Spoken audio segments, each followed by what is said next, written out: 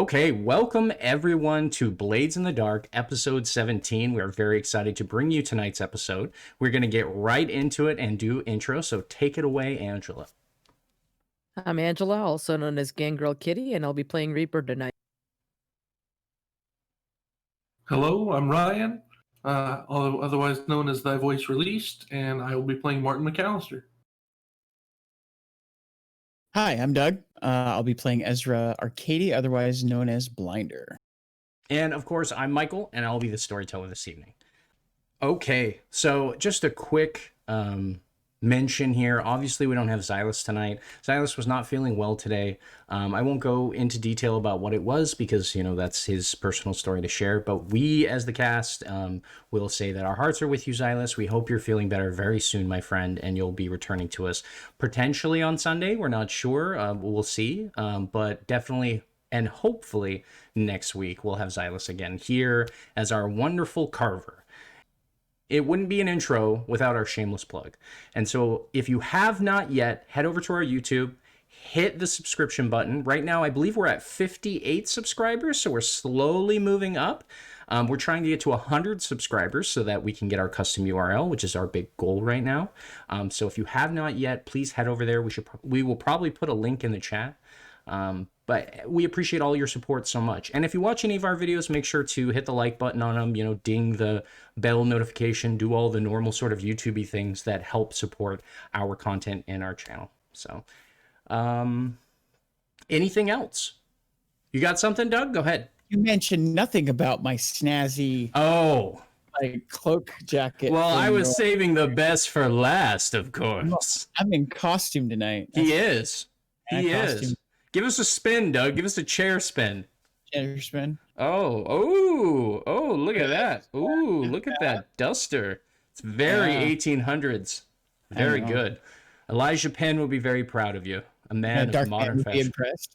Dark man would be impressed. Agreed. Okay. I think, if there's nothing else, let's tell a Blades in the Dark story.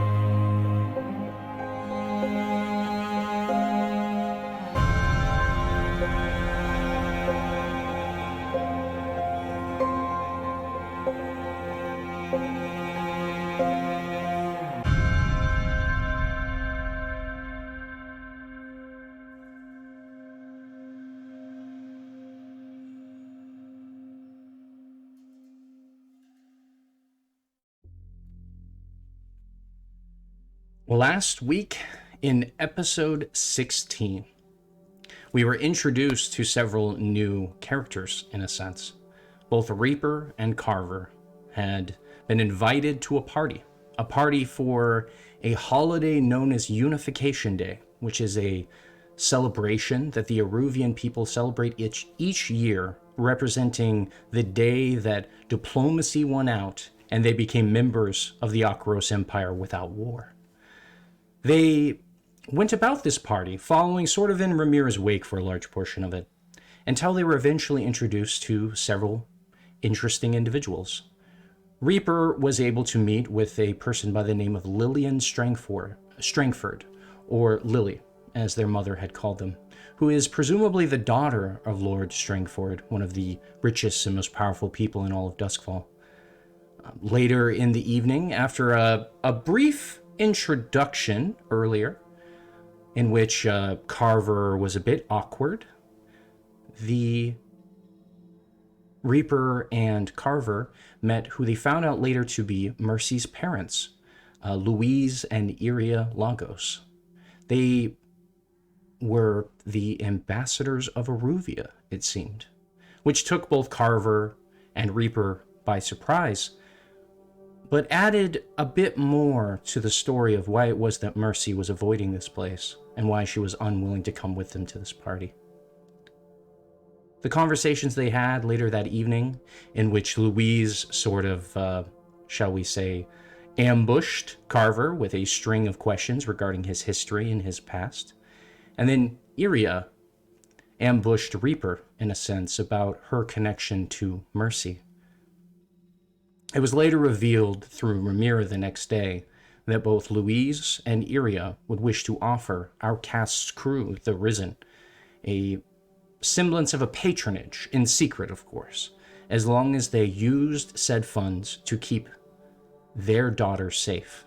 Their daughter who they had said was named Maria, but who our cast knows as Mercy. Other than that, there was a deep amount of tumultuous experiences for Martin. Martin is still reeling from his experience with the ghost field.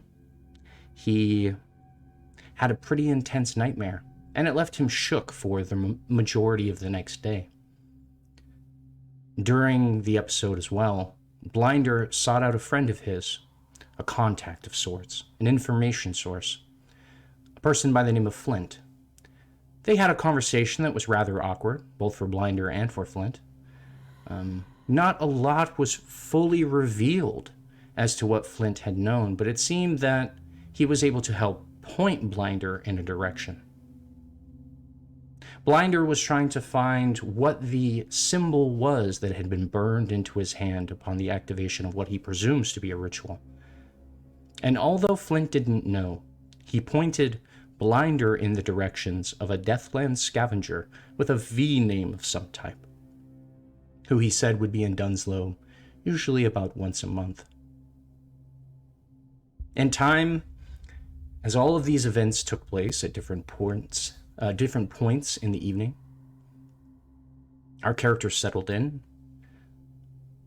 They dealt with the previous issues that they had had,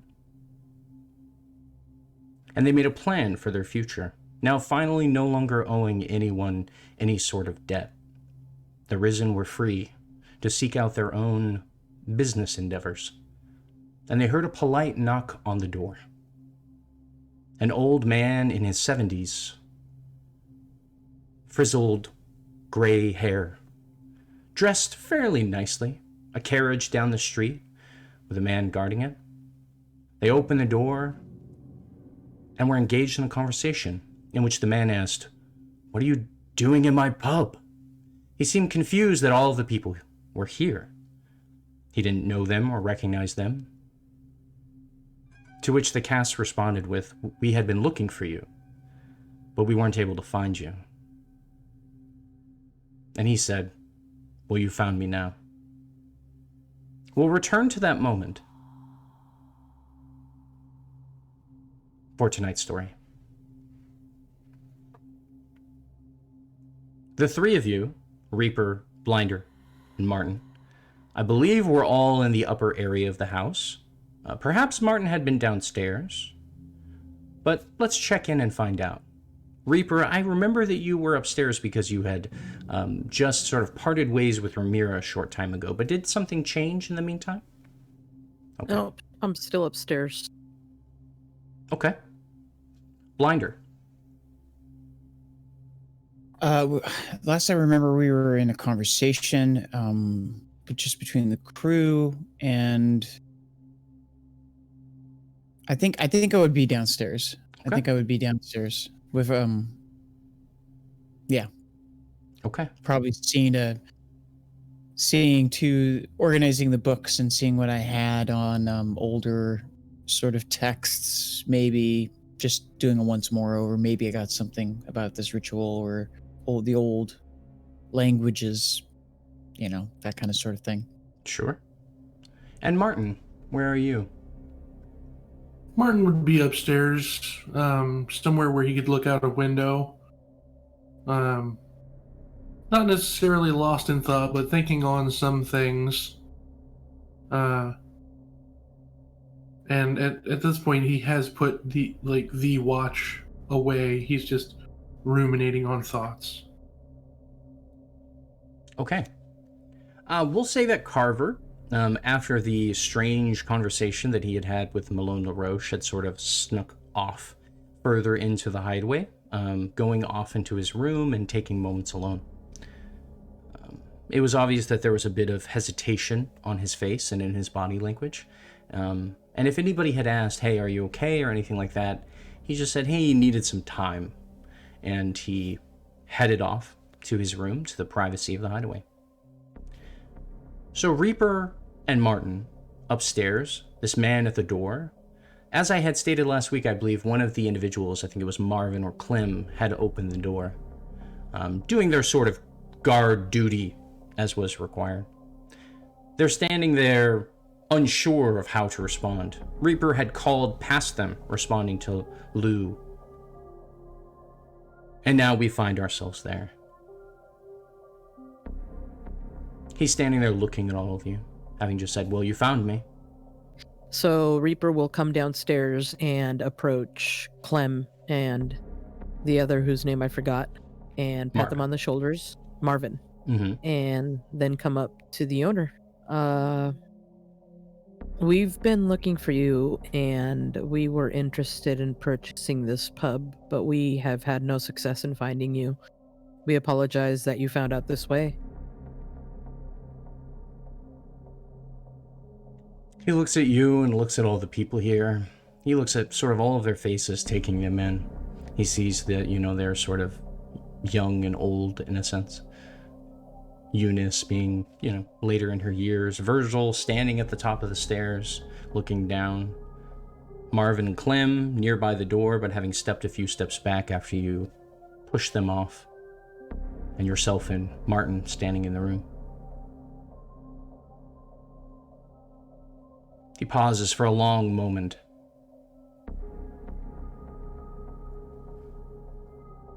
Well, would you invite me in then? Of course, of course. Did you want some bacon? There's Sure. bacon. There's tea, but I don't know if it's very good. That sounds great. Well, come on in, take a seat. What's your name? My name is Lou. Lou, Nice to meet you. I'm Reaper. Nice to meet you, and I'll put my hand out. He'll shake Reaper's hand. Before Okay. he steps inside, he motions to the person in the cab, the, open-topped carriage. They bring the carriage up in front of the building, and so that you can see it through the window. They step off of the carriage and sort of follow him, at least up to the doorway, more or less standing in the doorway. Not so much looming as they are presumably making sure that no one tries anything against Lou. Right. Did you? I thought I saw you raise your hand, Blinder. Do you have something? Go ahead. Yeah. Once Lou comes in and is settled down in the interaction, I would like to just be coming up as Ezra. Once they're. Yeah, sure. So, once the guardsman standing in the door, Lou steps inside, kind of nodding to everyone. He's like, hello? Hello? Hello? He has a cane, but you notice for his age, he doesn't actually use it to walk. He just sort of has it, He might lean against it as he's standing, but you can tell that it's not so much that he uses it for form, but it's more for fashion in a sense. After greeting everyone, he sits down at one of the tables, and eventually people bring him bacon and some hot tea, and he's sort of sitting there and he's eating it, but more or less still taking in the surroundings. He's looking about the old building, realizing that it's very clean, in fact, very tidy, it seems to be. He's sort of looking over at the wire rope set up that had been set up for Clyra, who is sort of sheepishly hiding behind the curtain currently and peeking out occasionally. And he just quietly sits there for a bit, engaging in your hospitality in a sense. And then once he's finished the bacon, he sort of has that moment, where he's like, well, that was nice. So, your names, I guess? I'm Reaper.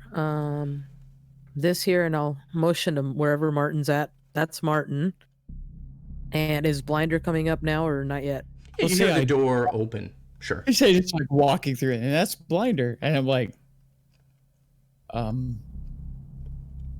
hello, Mr. Person? His name is Lou. Mr. Lou. Donahue. No, Mr. Donahue. Hello. But you can call me Lou. That's fine. Mr. Donahue. No. Or Lou, Mr. Lou. Just Lou. It's fine. Let me get some better tea for you. Excuse me. He comes right back in with a hot pot because he was drinking tea, prior. He sort of, in that moment, looks over to whoever's closest to him. We'll say Reaper, and he'll give you that sort of old man eye, and he'll be like, "Strange one, that one, huh?"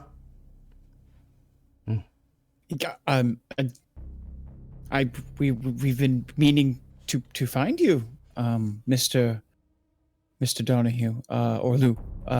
Donahue. Donahue. Yeah. Oh, Yeah. Of course. Yes. We heard that you lived in Char Hollow. Mm-hmm. But as you know, there was a fire some weeks ago. When we had gone to look at you, there was a terrible fire, and we could not, of course, track you down. You've been here that long? That was a few weeks ago. Yeah. Yes. Well, we were sort of looking for a place, and because we were kind of exposed and to the elements, our prior arrangements fell through, and we weren't just gonna go, squatting without at first, making sure that the place was. And then we saw, we just figured, yes, we figured when we asked around. Anyway, I believe we wanted to purchase. I'm not sure what she has told you. Maybe I should let her do the talking. That would probably be a good idea. Just Yes, I forgot my muffins. He gets up and walks out. I'll take a Don't muffin let if you him. got one. You hear him like crumbling, and it's like, oh, such a moron. Like, I forgot my muffins. What did you Just say, say- Martin? Sorry, I talked over I there. said, don't mind him. I'll take one of those muffins if you have an extra one. Sure. And he comes walking back out, and he starts stuffing his mouth so to keep himself from talking. And Lou will pick at it. Seems like you've cleaned up the old place. You don't look like squatters necessarily. You're dressed pretty well, and you unboarded the windows and cleaned out all the mess. Seems like you're pretty serious. I'm trying to be. Definitely Who's, trying to make this. No, sorry. Oh, go ahead. Definitely trying to make this place better. Who's sort of the leaders around here? That would be me. Could I talk to you in private then? Of course. Nothing bad. I just have a few questions for you. Sure. Where would you like, outside or? In the kitchen. Okay, let's go to the kitchen. Did you have something, Martin? I saw your finger raise. No, we were trying to point. We were trying Oh, to you're point. pointing. Okay, Just I see. Pointing at the leader. Oh, I see. Yeah. Well, yeah, to Lou, if you're pointing up, he's just like, Yeah. the gods, you know? I was like, wait a minute, it's Yeah. this way. Camera was, yeah. So you all pointed to Reaper. Okay. Yeah. So are you following Reaper and Lou into the kitchen, or are you letting them go off privately? Letting them go off, but keeping a very close ear. Okay. Ezra's going to take one look at Reaper and then be reminded of the conversation down below where he almost got voted off the island. And just be like, stay where he's at. He's like, great muffins. Okay. So Lou and Reaper go walking into the back room, into the kitchen. And as they walk in, Lou will shut the door. He'll stand there for a second and sort of looking at Reaper. And then you see him kind of, looking around the room. Not like he's like trying to be weird or lurp about your guys' food stores and things like that, but like he's kind of just looking around the place. Almost a nostalgia on his face and his expression in his eyes, and this sort of like he hadn't been here in some time, sort of taking it in,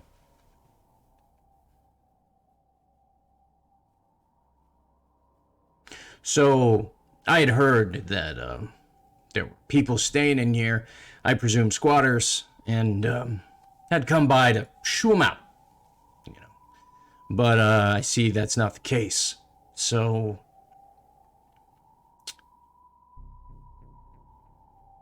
why this place? It feels right. Okay. There's a lot of space. It's very sturdy.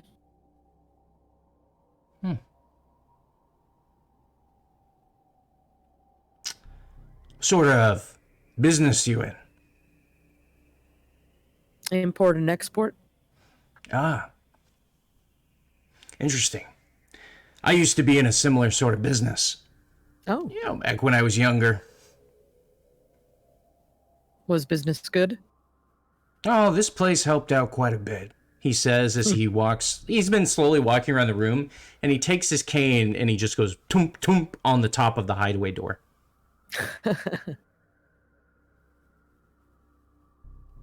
We figured.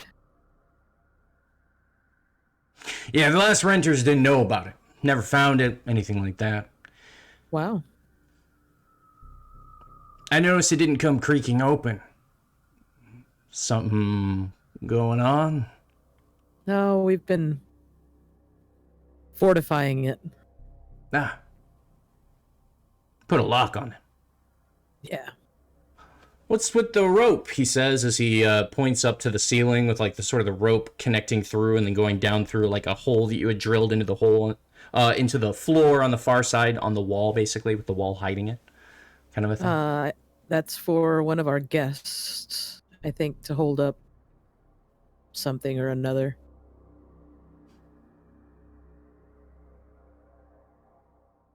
He opens the door. Ask Blinder. You guys see Lou open the door like he's looking at the door, and he does one of these from outside. He's kind of opening it and shutting it, and he's looking up inside the doorway, and then he just sort of goes "Hi," and then shuts the door.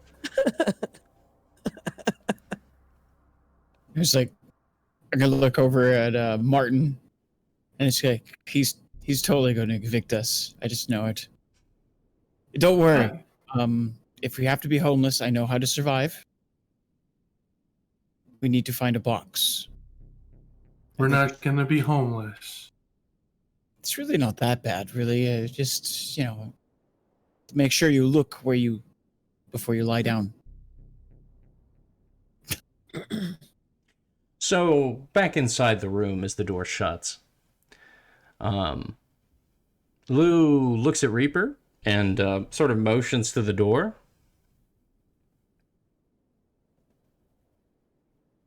What? Oh. You're asking me what that's really for? No, I'm asking you to open it up. Oh, I'll open the door. So you open it, and then Lou just sort of starts walking down the stairs into the hideaway.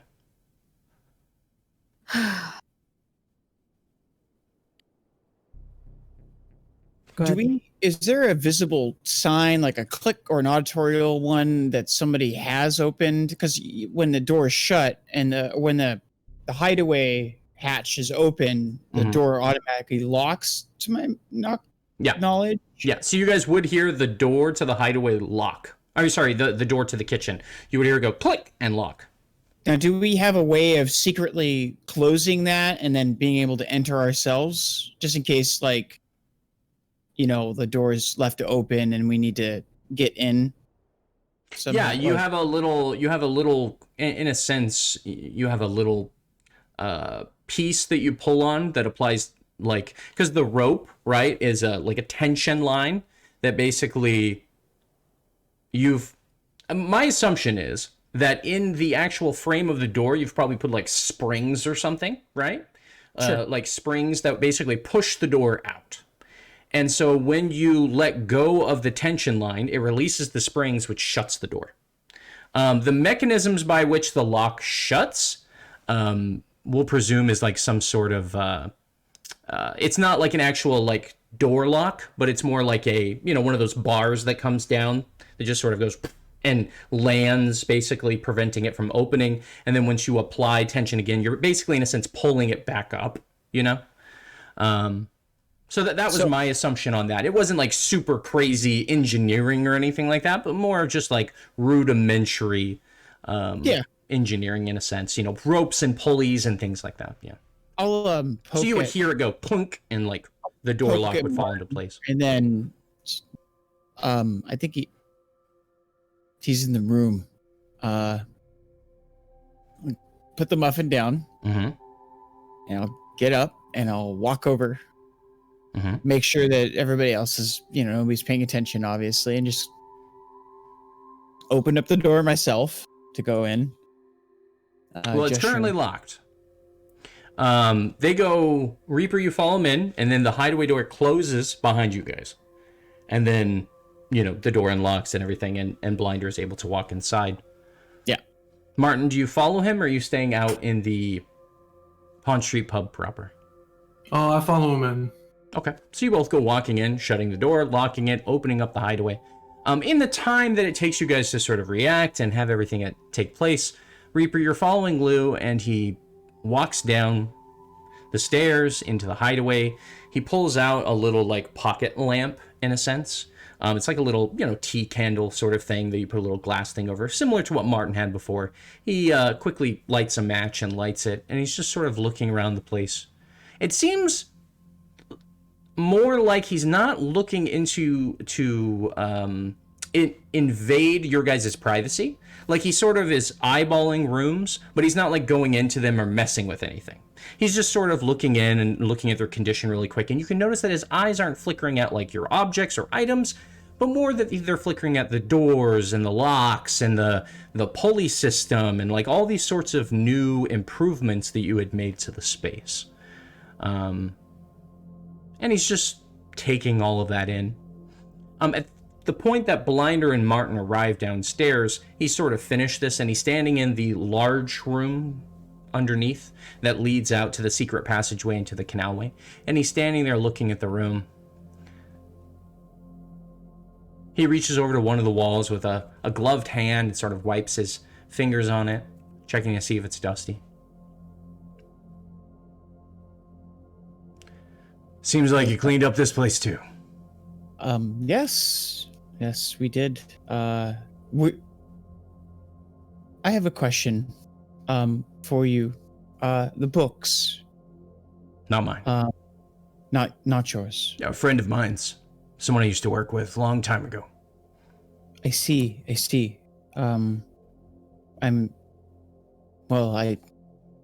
Would you mind if I'm an avid reader myself. And well, they were here, but as you own the property and they weren't mine. You left them here, they're yours to keep. Especially if you're gonna be buying, renting the place, whatever the case may be. Did we looks at Reaper, did we discuss what we are No, we haven't gotten to that part yet. I see.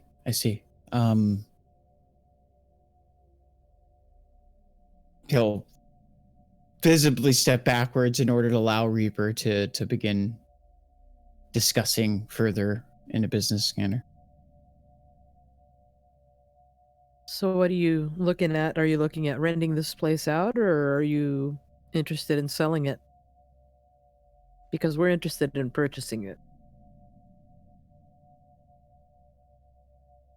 Can you afford to purchase it? Well, how much is it? Pretty expensive. Will you take payments? Could probably work something out, yeah. Okay.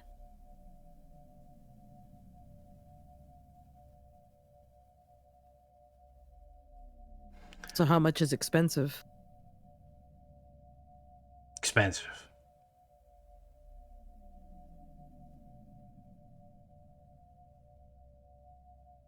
It'll take some time, unless you're rolling in the silver. No, not quite. We can work something out. Okay. Give what that be payments you coin- can, or whatever the case may be. Coin or work. We can do some work if you'd like. Oh, I'm legitimate now. I ain't got none of that work going on. And I doubt you want to be moving kegs around and things like that.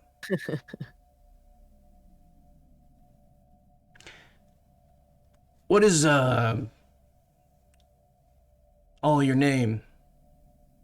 You know, every crew's got a name they go by. The Risen. The Risen, sorry. The Risen. Okay. I'll be sure to, ask around about that. I appreciate that. Notice you got a few old folk up top. Yeah, we have a couple. Definitely in need of some help.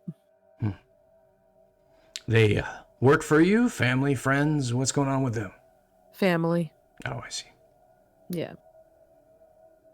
It's our intention to not use all of the fruits of our endeavors for our own selfish desires. We were interested in a bit of philanthropy, particularly for this neighborhood.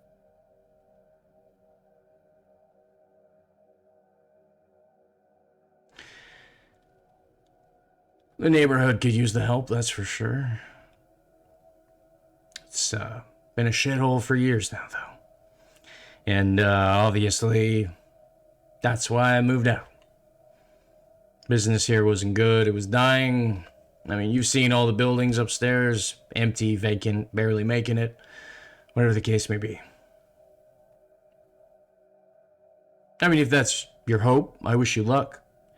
And if you're serious about purchasing this place, then it wasn't making me any money anyways, so I'd be willing to part with it. Well, it's appreciated.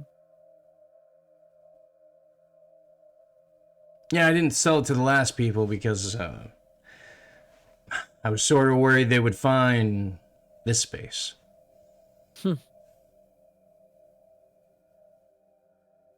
Any reason? A reason? Well, you know, there was things down here that were mine and my friends, my crew, in a sense. It wasn't mine, but people I ran with. And, Right.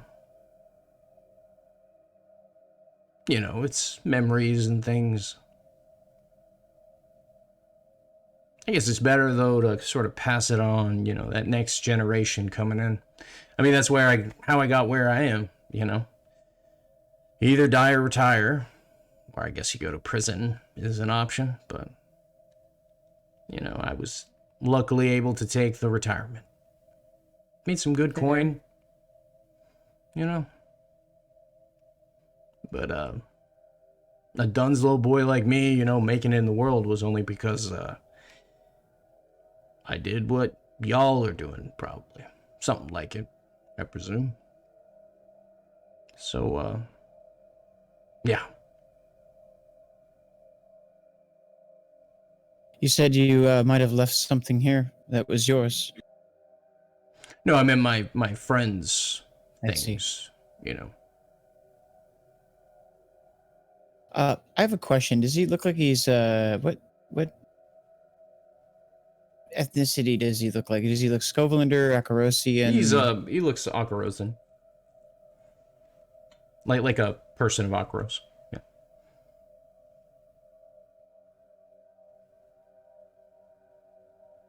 Yes.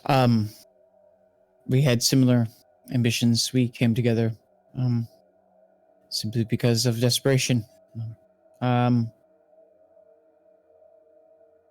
We Well, your private lives aren't my business. I'm just your landlord, so. yes. I don't expect payment anytime soon, but, you know, reach out to me here in the next couple weeks and let me know how much you can afford, and then we can work out a deal from there. Sounds like a plan. Okay. He Thank you. reaches out, shakes Reaper's hand when she says Shake thank hand. you, and reaches out to shake Blinder's hand and Martin's hand. I would question one last question for you. And he looks very nervously at the rest of the crew, but he's just like, there's a vault. Yeah. Do you know how to open it? No. I see. I mean, if I knew how to open it, it would be open, right? I just wasn't aware whether or not you had combination or. No, that wasn't my job. I I was see. not the cracker, as it were. I And see. I just didn't have the heart to hurt the old thing, you know, and done so many years of good work for us, keeping our shit safe. I figured whatever Yes. was left in there was left in there. It's been quite the puzzle, I can assure you. Well, And I know the combination to the outer door, but, you know, obviously I don't have all the keys, etc., to get to the inner compartments. But it seems like, from what I saw, it was a little cracked in there, so you've already made it through the first sort of big door. yes. So, yeah, I'm not much help in that way. Well, before this gets awkward, he says as he starts heading back out, did you want to do the whole thing? He's just pointing kind of to the ropes and whatnot. Blinder. Sure. Oh. Go over and, look through the people, make sure no one's up there, and Yeah. usher him out. Shut the door, lock it, hideaway door opens, you let Lou out. Are you all going with him, or a few of you staying down? I'm walking him out. Okay. Reaper's walking him out. It seems like Martin's also doing the same. Is Blinder staying behind, or? Blinder will Blinder will walk him out, sure. Sure. I gotta do something else, and I was like, that's okay. Well, Okay, so the three of you walk him out. Mercy is standing there looking at him with this like open-eyed look, and he sort of just waves at her. He's like, hey, goes walking out. You all walk him out to the door. His guardsman sees him. He nods to him. He says, well, it was nice meeting you all. He says to the collected group. He waves to them politely and then heads out the door, back into his open-top carriage. Driver hops in and off they go.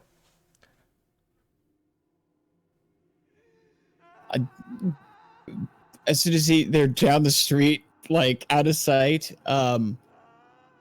Blinder exhales and starts almost like hyperventilating, like. Blinder hyperventilating, and it's obvious to the three of you, immediately sets the room to the sense of suspense and sort of bated breath. Eunice looks worried. Virgil upstairs looks worried. And even Clyra looks sort of worried, and they're all waiting for the response. It was obviously a strange situation. Apparently, you guys didn't own the place, which is something they didn't really know. And now Blinder is freaking out. I'll pat Blinder on the shoulder and walk in and just kind of look at everybody and announce to the room, so we're going to own the place.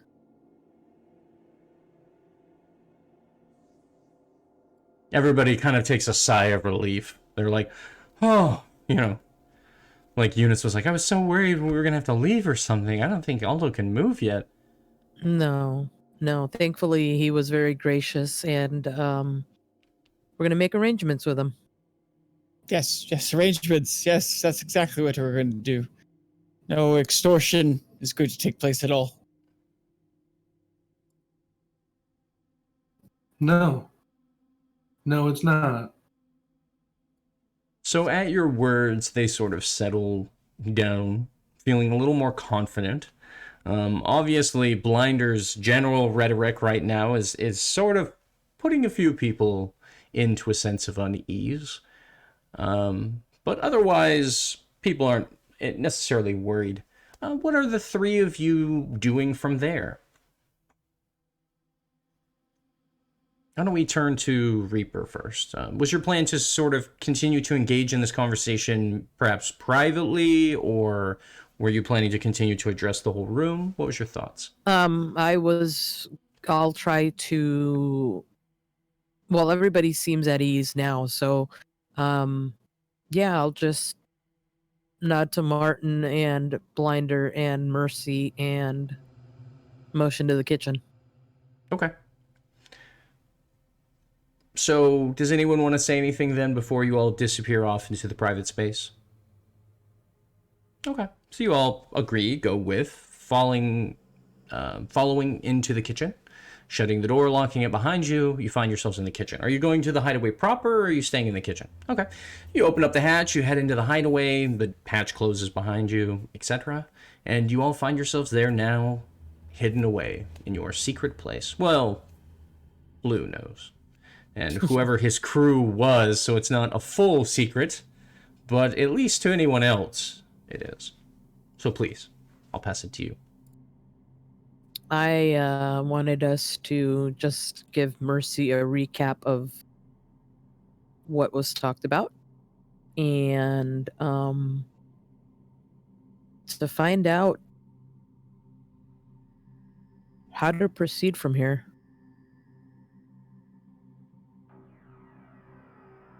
Well, next step would be find work, get money. Yes, I do believe it is beyond time that we pursue the lead that we required from our friend in the Crows as to the operation that is taking place in Unnight Market. We should also see to pursuing this situation with Mr. Mortis. Which will hopefully allow us to further some sort of situation, but profit. We must start bringing home we're almost out of bacon. Again. It is time that we take the initiative. Mercy's been sort of quietly listening to everything, but it seems like something's on her mind. She's still kind of sitting there thinking to herself. You can tell she's deep in thought. She's like doing one of those poses where it's like, almost like something's on the tip of your tongue, or like you're trying to remember something really intently. What's on your mind, Mercy? You see that guy's cane? So he had a cane. Did you see the mark that was on it? No. He had a gold inlay on it, JP. What does that mean? You know who that guy was then? No. Oh.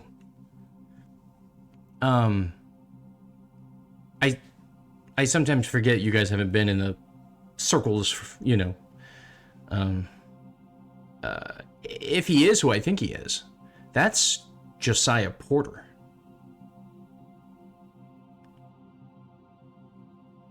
Who's that? That name doesn't ring a bell for any of you? No. I Does it? I mean, It would actually for Blinder. Actually, all three of you would have heard that name because you're all from Charhollow. Reaper and Martin are from Charhollow, and they would have heard about it from, their time. Reaper would have heard of it probably from Aldo and the Wicker Street Gang. He was sort of a name that would have popped around. Martin would have heard it from his historical experience, right, that we talked about when he was younger. And Blinder would actually know about it because of his specific experiences in the other circle, shall we say, before he became the man that he is. Josiah Porter was a sort of legendary criminal who was apparently never caught. He was never caught because people didn't know what he looked like, or at least you presume some people actually knew what he looked like, but most people didn't know what he looked like. Josiah Porter was thought to be the sort of legendary thief. And he was a person who ran alone or something of that variety. He was a super spy was the legend. But having heard from Lou talking about that he didn't work alone, that he had a crew, you presume that some of that is just rumor, right? Or perhaps it's like they've strung the legend out of control. Perhaps it's this, it might be something to the effect of that they're giving him credit for everything that his crew did, in a sense, or something like that. Josiah Port.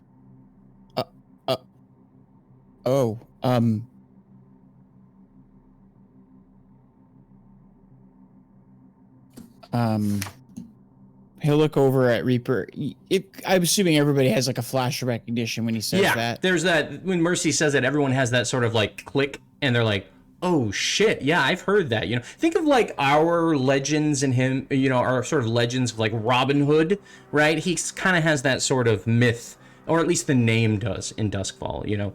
Amongst the many myths of the street and the legends, there are legendary people out there, master thieves and spies and warriors and maniacs and these sorts of things. And amongst that varied list of all of these stories and reputations, Josiah Porter is one of them. This sort of master thief who stole from the rich and was never caught. Robin Hood type of person. In a sense, but there wasn't so much of a story of Josiah Porter gave to the poor. There was just a story of Josiah would steal from the rich. That they were always going after the 1%. I see. It's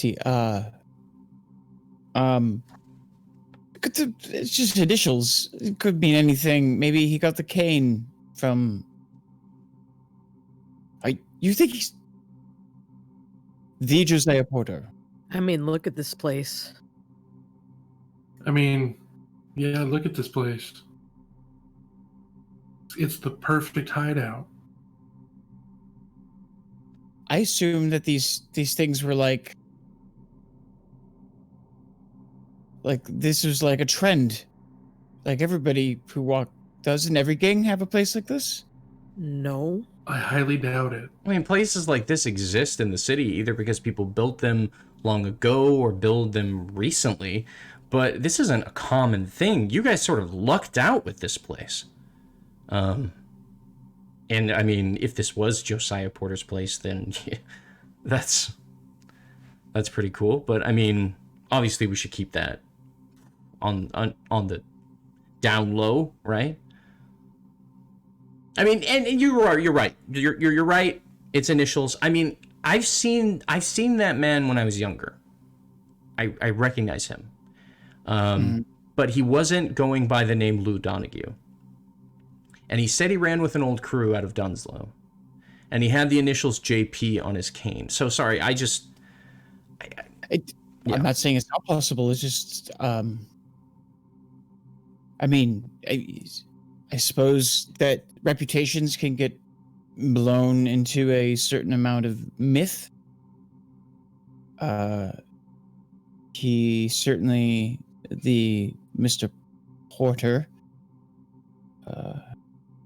had a certain way of escaping well, there's reasons why he wasn't getting caught. And those reasons had nothing to do with supernatural necessarily, like mythos or. I heard he was a wizard or something. Well, there was a. What I'm saying is that he was a person. Sure. And he did not get caught. The authorities could not. Interesting. Well, it seems that we are renting or purchasing property from one of the most notorious thieves in the history of Duskfall, or at least recent history. Well, I mean, he's on the Nice. list. There's a bunch of known people, right? You guys have heard of Torval, right? Yes. Yeah, you know, the sort of rumors, these big people that people are aware of, right? Back in his heyday, you know, yeah. I mean, if that is Josiah Porter. How Yes. about we just imagine it is and we think it's really cool? I mean, sure. That's what I'm Yeah. doing. I like that idea. Sure. I mean, we could ask him next time we see Okay. him. Grants me a little bit more security because if he is retired, he certainly does not want to get caught. And bringing up old associations and any attention to this place, he might be more likely to keep our information secret. Although I do not know if he will won't still be extorting us. But it is an upper hand of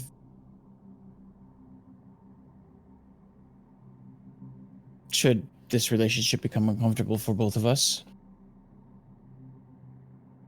Maybe. I mean, would people even still arrest him if he was Josiah Porter? I mean, like, how would they know? They'd never seen his face. That's the problem, right? Is like, they apparently had never seen his face. Or at least the people that had seen his face always described him as different. It was like, yeah, it was weird. Interesting. I myself, oh, yeah. Well, perhaps we should see to acquiring the means to pay Mr. Donahue, or Donahue. Donahue. Yeah. Well, we gotta find some work. Maybe finding this Mortis guy will lead to some work. We have the information concerning an operation happening in Pearl Street. Where's Carver? Mercy says. He's not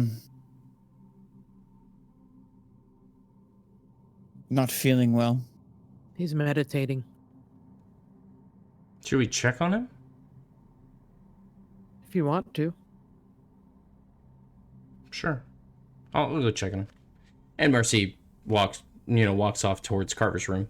I presume you guys are probably in the big room. You know, maybe you'd set up some chairs in there and like a table in there, sort of your mission operations table or something, you know, that sort of thing. So, Mercy goes walking off towards Carver's bedroom. You hear the knock off in the distance. Mercy's voice softly. She comes back moments later.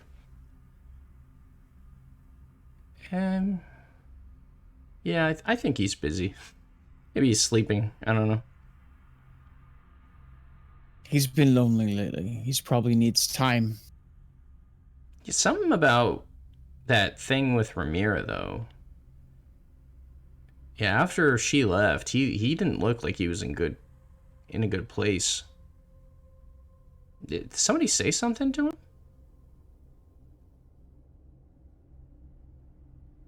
I didn't have a chance to speak to him the last time I spoke to him. We were in the bathroom. He looked like he'd, like seen a ghost. Like he was just like shocked, right?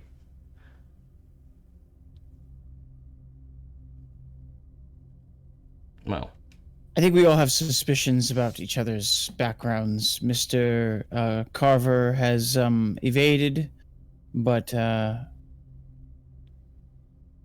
it is clear that he seeks to avoid certain elements of society. At least he becomes very uncomfortable discussing certain things. Don't we all? Of course.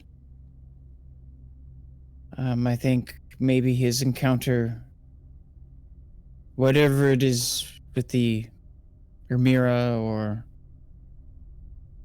perhaps it's with your parents, or maybe even the party, maybe he saw somebody. And let us not forget that he is being, one of his friends and allies is being hunted right now, or he's being hunted by whoever possesses the power to do whatever this does.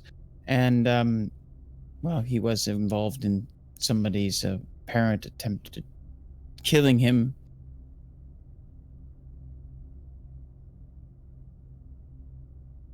So it's a lot to deal with. My sympathies go out to him. It's not easy. Yeah, that's probably fair. Let's just give him some space and yeah. How do you feel? Now Mercy points at themselves. Me? Who are you talking to? Mercy. You. Now that your parents are... Well, we're still agents of our own will, but there is a financial link now. I mean, we just talked about this like an hour and a half, 2 hours ago, whatever that was now. I know, but... My opinion hasn't really changed. Good. But anyways, I'm going to get settled into my room, enjoy the study, Blinder, she says, and she starts packing her stuff, continuing to pack her stuff from the nook into your old bedroom, Blinder. And she sort of set all of your stuff in the doorway, just like right outside of it. Like she piles it very neatly, but she was just like, my room now. And she just puts... Blinder doesn't actually have much. He's only recently Well, I mean, started. you know, like all the books that he might have brought into his room, or... Yeah. You know, his like bed or whatever, you know, just stuff like that, right? He'll go and start like sorting through it to pull it into the thing. And while he's doing that, he's talking. He's like, we should see to this. We have a job that we could do. We could just need to figure out the information, and we can find where the profit is and decide what to do with it. And more information needs to be garnered about our personal affairs. And there's also this... I need to find somebody with a V name. Research about this will require texts from the old city outside the wall. And I received information that there is a place where I might be able to acquire somebody, or somebody to either go out and look for these things, or give me information, or maybe has access to materials that they have smuggled. But I need to find them.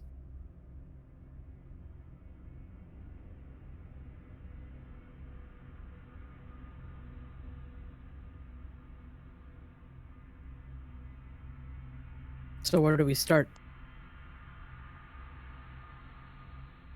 I think we start at Pearl Row. Because we need work. We need coin. If we're going to make any of this work, we need coin. Yes.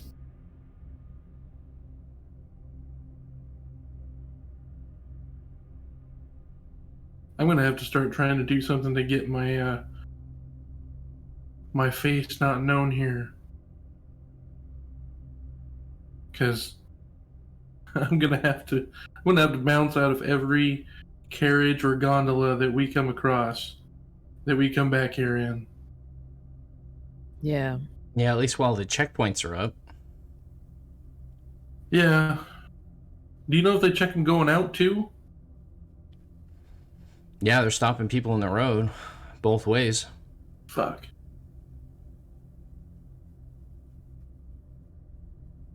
Well, I can see to gathering information in Night Market about Pearl Row, and then I believe perhaps we should split our interest between alleviating your situation and doing what we can to prepare for the operations in Pearl Row. And, well, I mean, those are our priorities right now. I could probably perhaps use some assistance towards locating Mr. Do I have a location of Mortis, or I didn't receive a look? We didn't have a location, did we? We had to find him. Okay. Martin believed that he knew the relative neighborhood that Mortis was known to sort of associate with, but it's still not a specific building or Sure. anything like that. It's more of like an area of town.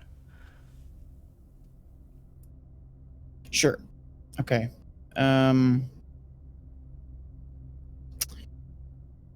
So we're But- just gonna wander around asking where Mortis is.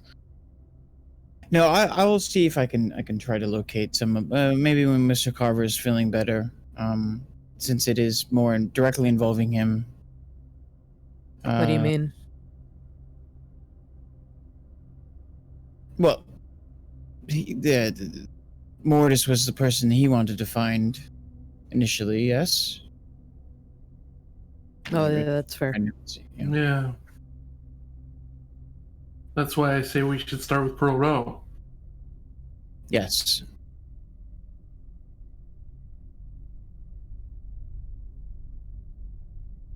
All right. So, Let's what get to type of? I was going to say, let's get to it. What type of things are we going to be looking for?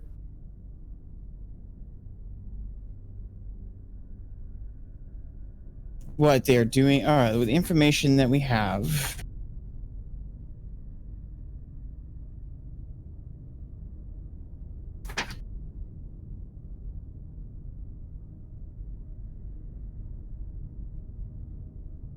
So that Pearl Row's down the street from Dundridge and Sons. A couple businesses are making something on the side.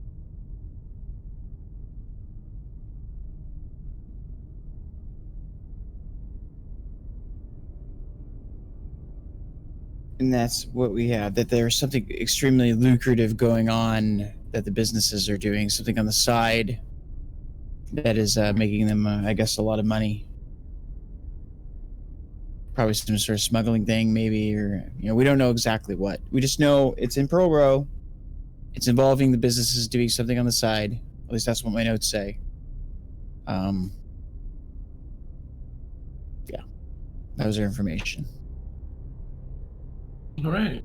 Well, we just need to look for. I don't know what we need to look for. Well, at this point, I presume then that, from what it sounds like, that you're going to be investigating the situation of Pearl Row, asking about, doing things of that nature. So I feel like, even though it was meant to happen last week, I feel like this is a good opportunity for us to then engage in the downtime phase for after the mission that took place in the last few episodes. And the downtime phase being one of the perfect opportunities by which to investigate things, to seek out information, by starting a clock regarding that sort of thing. So I know that you had prepared downtime actions last week. I'm unsure if you wanted to change them based on anything that has changed, so feel free to do so. Otherwise, if you want to keep the same downtime actions, that's totally fine. And we can move forward from there. So I'll give I you can just talk a little bit of a meta OOC to the players. I think that our priorities in downtime missions should be to alleviate Martin's, because it's not heat. It's like an effect, a consequence or something, right? Yes, it's a consequence. Yes. Okay. So yeah, that, I was going to start that clock. and I think one of us should at least assist in that. And then we're going to have to do probably gather information checks during the next phase anyway, but we could get at least more info. Can we do, is that like spamming, or can we do a clock that tries to gather information, then do gather information during free play, Michael? Yeah. It Okay. just functions differently, right? So when you're actively seeking out information in free play, you're making challenge rolls basically, and then based on those challenge rolls, I give you questions to answer. If you're doing it in downtime, then it's basically a clock you fill, and once you fill that clock, I give you an amount of information that the clock is representing, right? So it's basically two roads to the same end, in a sense. Although I will say, though, because downtimes are cost resources, in a sense, what information you would gather from downtime will usually always be potentially more information than you will gain just by walking about in free play asking questions and things. So it's a little bit more there, right? So gather information is more than what we would get in our clock, but we'd still be able to do something with our clock to get. No, I said the opposite of that. No, opposite. Okay. The opposite of what you just said, yeah. I was repeating it, yeah. Yeah. Last question. I'm looking at the sheet. This is current, correct? Is we going to be able to do anything about this heat before we accrue heat? Because I don't remember the exact phase. No. Heat is accrued, and then I go through all the phases, which is payoff, heat, entanglements, then your actual downtime actions. So heat always happens at the beginning of the downtime phase. I allowed you guys to do it that one time because I hadn't actually given you your heat bar yet. And I didn't want you to gain a wanted level unknowingly and then feel like I'd sort of like pulled one on you. But in the future, heat is always accrued at the beginning of the downtime phase, like we did for this downtime phase. But you can choose to take action to get rid of it. So your current heat level, now that we've entered into the downtime phase and I've applied the modifiers based on the mission, your current heat is at 3. Total. Your rep is completely full now. Okay, this is supposed to be the older version of the sheet I'm looking at then. Yes, it would be. Yeah, all right. Did you have something? I did.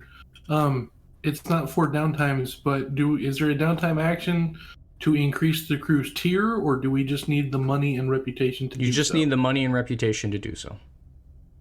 Okay. Okay. What was the using something from the crew sheet to get an extra downtime? That would be reputation or coin. Okay. Both reputation can be used. Coin can also always be used. The difference being is that coin can be spent to increase the effect of actions, whereas reputation cannot. Reputation just gives you more actions. Okay, so is everyone ready to begin the downtime action phase? So why don't we just start with Reaper then? Reaper, go ahead. I wanna my first downtime action is to help Martin kind of sink into the background. Okay. And the way I was gonna go about that was probably start like a little campaign about, talking to the small business owners around there, the locals, what they need, what the neighborhood is in need of right now, like try to start a little outreach program and help them out with that. So I'm trying to put myself out more prevalent in their minds so that Martin falls more back to their minds. You know what I mean? What I'm saying is, impact. Oh, sure. Like you're befriending them, but the question that I wonder then is how is that in any way helping Martin? Are you making your association to Martin known or something? Like what is the tie-in? Yes. Okay. Yes, because they know that we're the Risen, and so if they know more about me and stuff like that, it makes Martin kind of take the back seat because I'm okay. So your plan is to, in a sense, inform people that Martin is a part of this new crew known as the Risen, that you are also part of that crew, and that your crew is about helping the neighborhood. And that all of these, you're sort of in a sense befriending them so that they feel like what is being told to them by bluecoats, etc., is bullshit. Is kind of what I presume you're trying to accomplish here. Okay, cool. Yeah. Did you have something, Blinder? No, I was going to suggest is like basically just say to the bluecoats, that the bluecoats are trying to frame him because he's trying to help people, get people against the wanted poster. You know what I mean? Sure. You see what I'm saying? That's I mean, that's a potential approach as well. It seems like Reaper's doing a little bit different one, which is fine. It's good to have multiple approaches to things. Do you have something, Martin? Yeah, I was going to say, I was just trying to make it look like I was somewhere else. Well, there are many roads that lead to Rome, shall we say.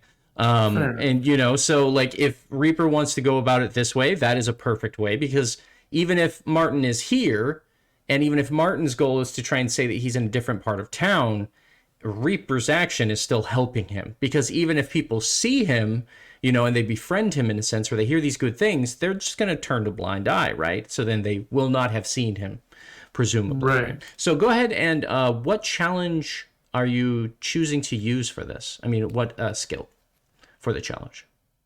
Can I use survey? Kind of to get the lay of the land and kind of how I'm going to approach a person. I feel like perhaps it's going to be... I feel like this is a very social thing, though. You know what I mean? Because you're befriending people, right? Oh, sway. I can use sway. Sure, yeah, totally. Okay.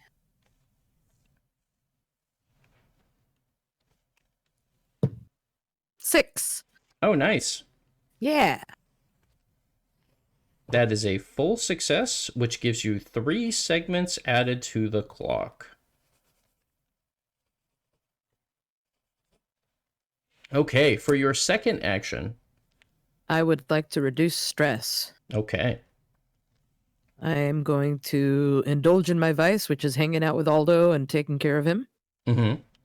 And then I have to spending time with roll, don't I? Eunice and doing all those sort of obligation things that you have. Yeah. Okay. Go ahead and roll Alright. your lowest resistance trait. 5. 5. Okay, what was it? How much stress were you missing?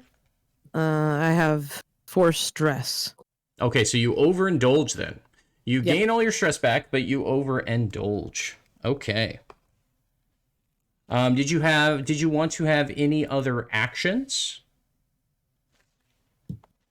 No, I think I'm good. Okay. You didn't want to spend rep or coin or anything like that? I did want to spend rep. Yes, I did. Okay. I forgot. I would like to spend a rep and work on the vault. Okay. Okay. Well, If I what don't skill are you have- choosing to use? Can I use hunt? Sure. We'll say maybe you're doing something like you paid attention to the type of locks, like the key locks, and perhaps you're trying to hunt down old versions of those keys or something like that, right? Maybe Okay. perhaps you'll be able to find doubles of them or something of that variety, right? Yeah.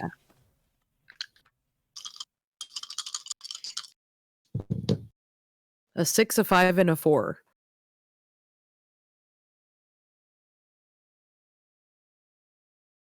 Okay. A 6. Very nice.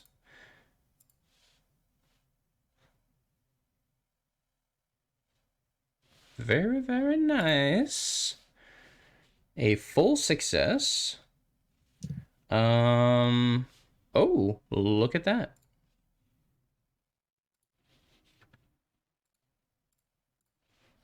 Very nice. Okay.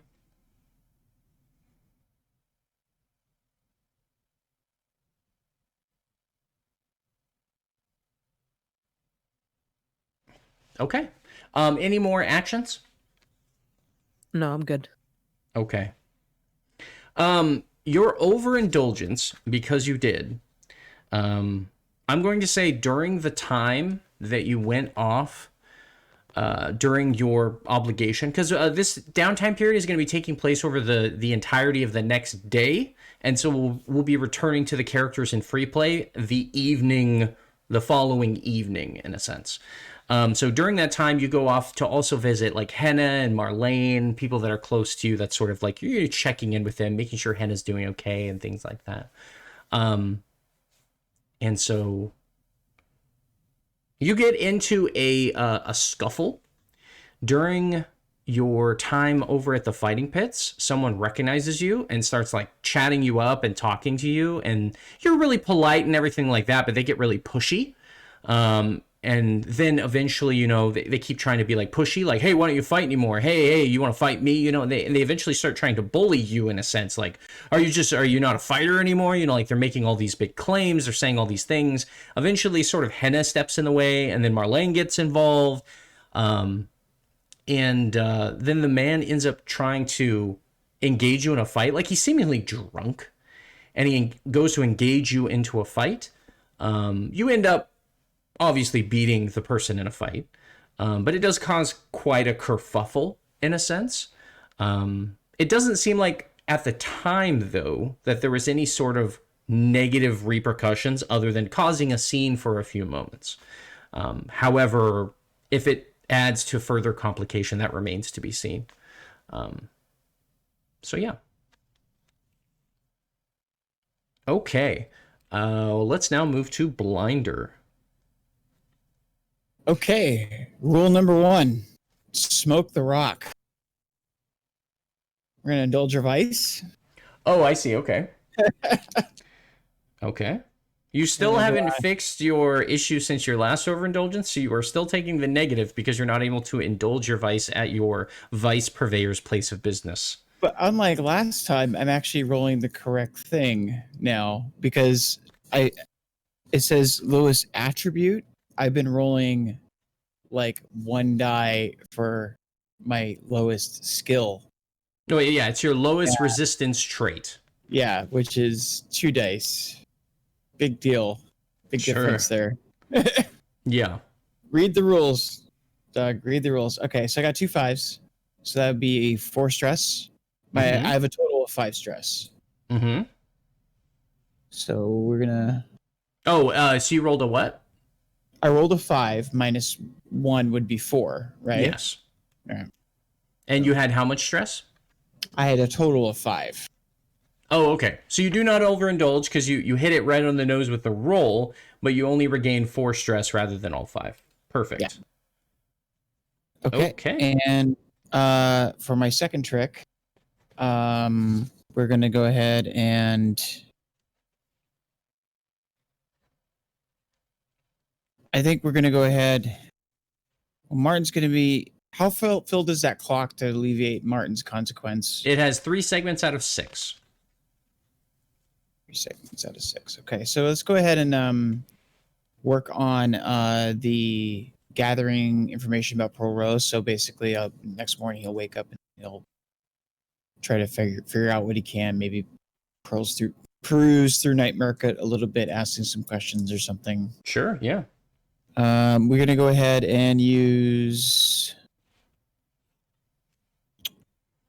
Actually, he won't be asking questions. He'll be going through using his. Can I use a tune as a downtime gather information stat, or is that? Yes, actually. You're fine to use a tune, especially because you have that one power that allows you to, when gathering information, especially with spirits, it gives you that +1 die. I do. Yeah. I do say so. Yeah, if there's anything gather info about the supernatural. Yeah, it's about the supernatural. So maybe perhaps it's not going to give you information about what is going on in the material plane of Pearl Row, but perhaps would give you a firmer grasp of what may be going on in that area regarding crime. Like if there's a ton of people that have been murdered there or something, perhaps the ghosts would talk about it or something of that variety. So do you want to? So did you want me to apply the 1 die for the gather info, or do you just want me to roll my 2? Okay. Yeah, sure. Go ahead. Yay. Holy damn. All right, so 6, 5, and 2 3s. Okay, a 6 is a full success, so that's 3 segments. There you go. This is like Blinder's thing now. It's the attune thing. Okay, so and then I'm going to spend 1 coin for an additional action, which is my last coin. Okay.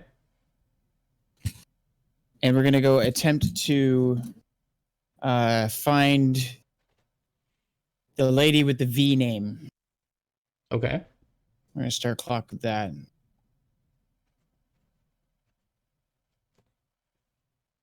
I have 1 dot in consort, and I have 1 dot in survey. I don't know, like, I'd probably consort asking people around, I would imagine. Sure. Yeah. Because I'm not really convincing them to do anything, and yeah, so we're gonna go ahead and she was located in Dunslow. Yes. So Near the We're gonna go- Dunslow Gate. they're asking for people who are like to go out into the beyond the wall. Shouldn't be hopefully too hard. Oh.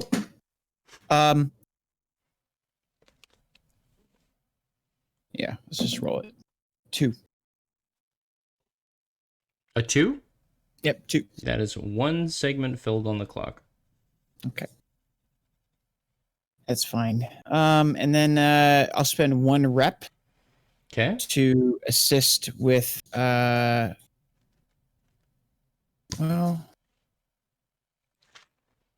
I do have 1 thing left. No, we'll assist with Martin's condition.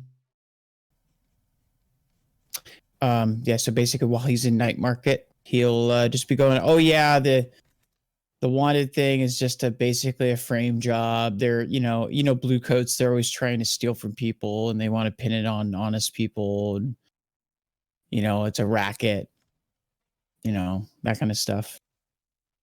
Okay. Go ahead and roll then. I'm going to go ahead and use sway. Okay. 2 and a 2. 2 and a 2. That will add 1 segment to the clock. Okay. Is that all of your actions? Yeah, that was my actions. Okay. Martin, what would you like to do? First action would be to go to Dundridge and Sons again to indulge my vice and reduce stress. Okay.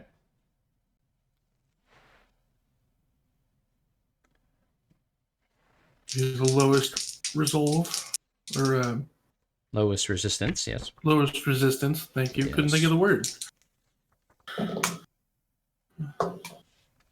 I got a 5. Okay. How much stress did you have? Well, 5 and a 1. I had six stress total. Okay. So you remove 5 stress from that. Yep. Too bad I couldn't add my dice together. Yeah, that's not how that works. But yeah, totally. That'd be more like Shadowrun or something, or some other game. Yeah. Okay. Yeah, And for your second action. For my second action, I would like to continue working on the clock for my situation. Okay.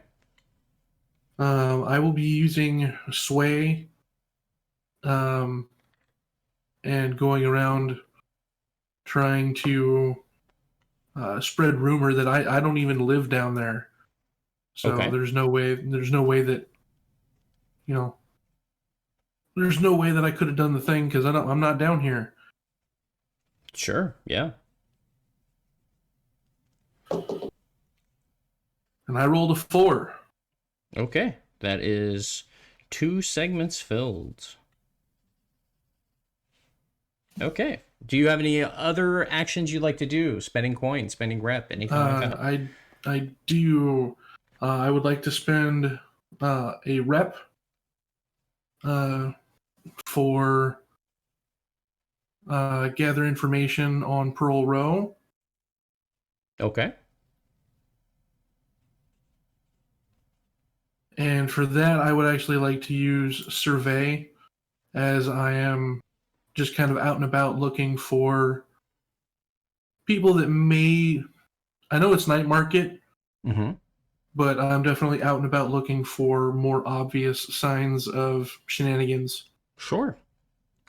Go ahead and roll. Okay. I got a 5. with my 1 die. Okay, that's 2 segments.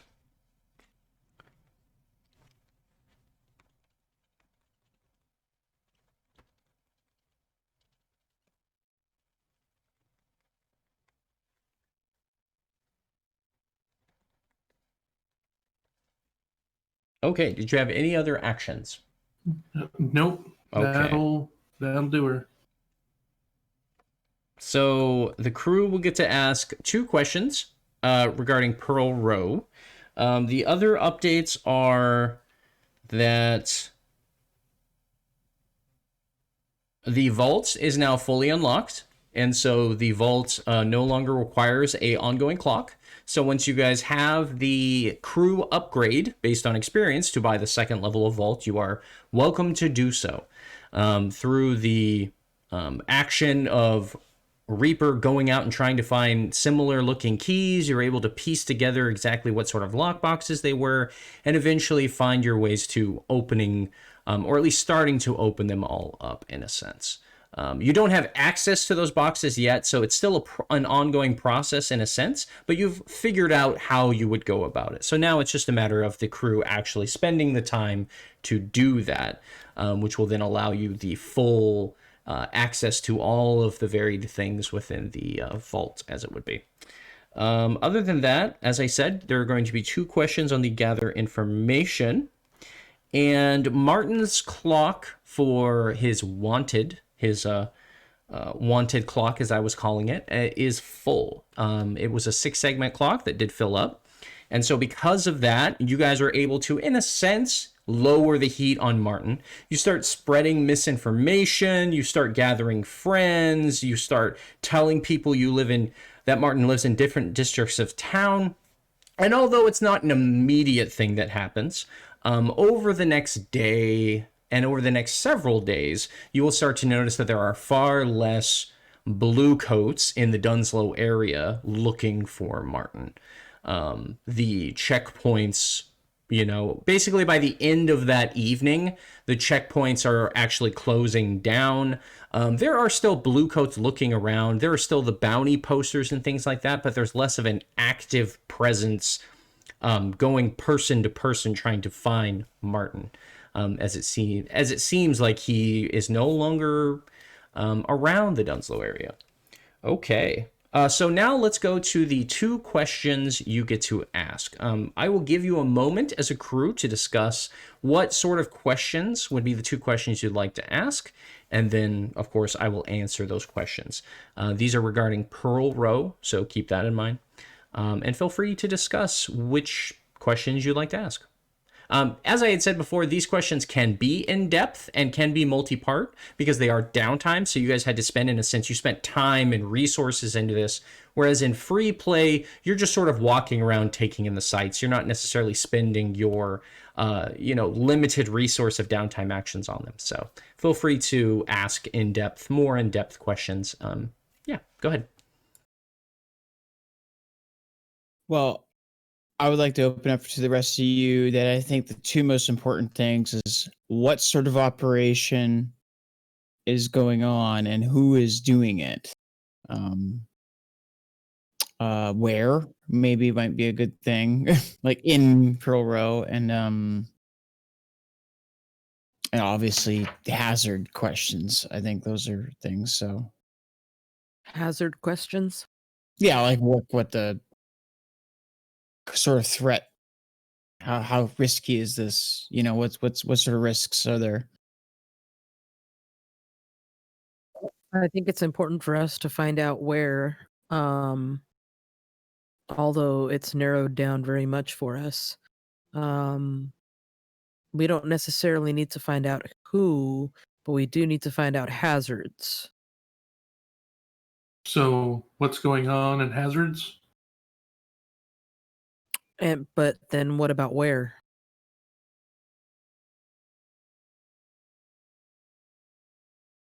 How about where in hazards, and we can figure out the rest of it ourselves. Yeah, because we'll be able to do this again. So where in hazards? Yeah, that sounds good.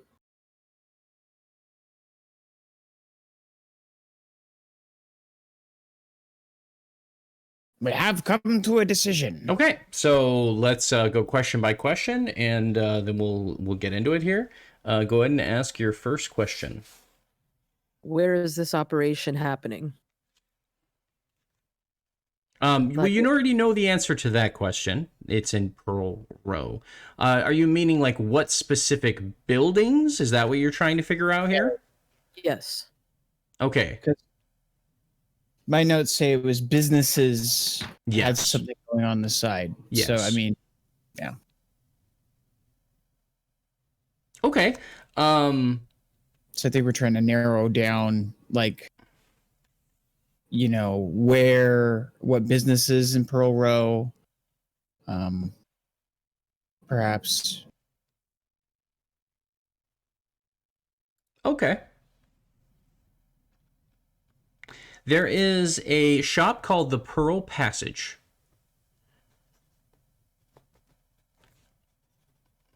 It is a jewelry store that specializes in the dealing of pearls.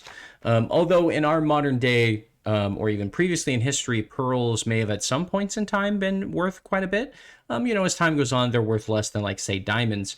But in this world, in Duskfall, the ocean has become a dangerous place. There are monsters deep within its depths. It has become inky black and has strange lights, and usually people that go swimming in the water tend to just disappear. So pearls are one of the more rare resources in a sense, because people have to brave the depths of the ocean in order to find them.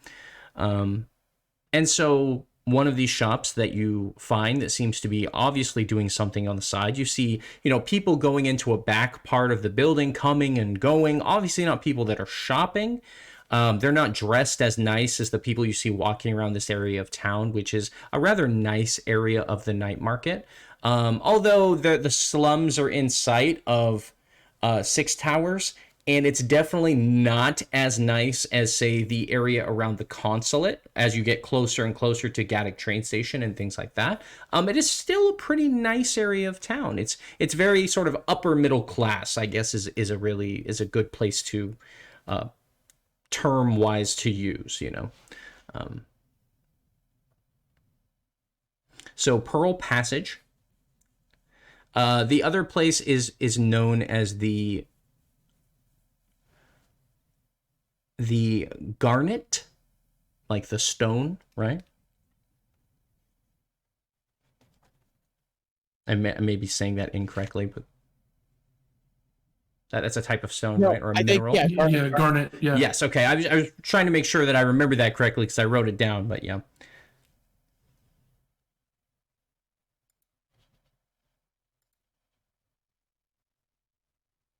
So a shop called the Garnet.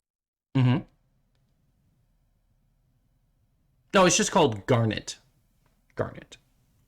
Not it's Garnet.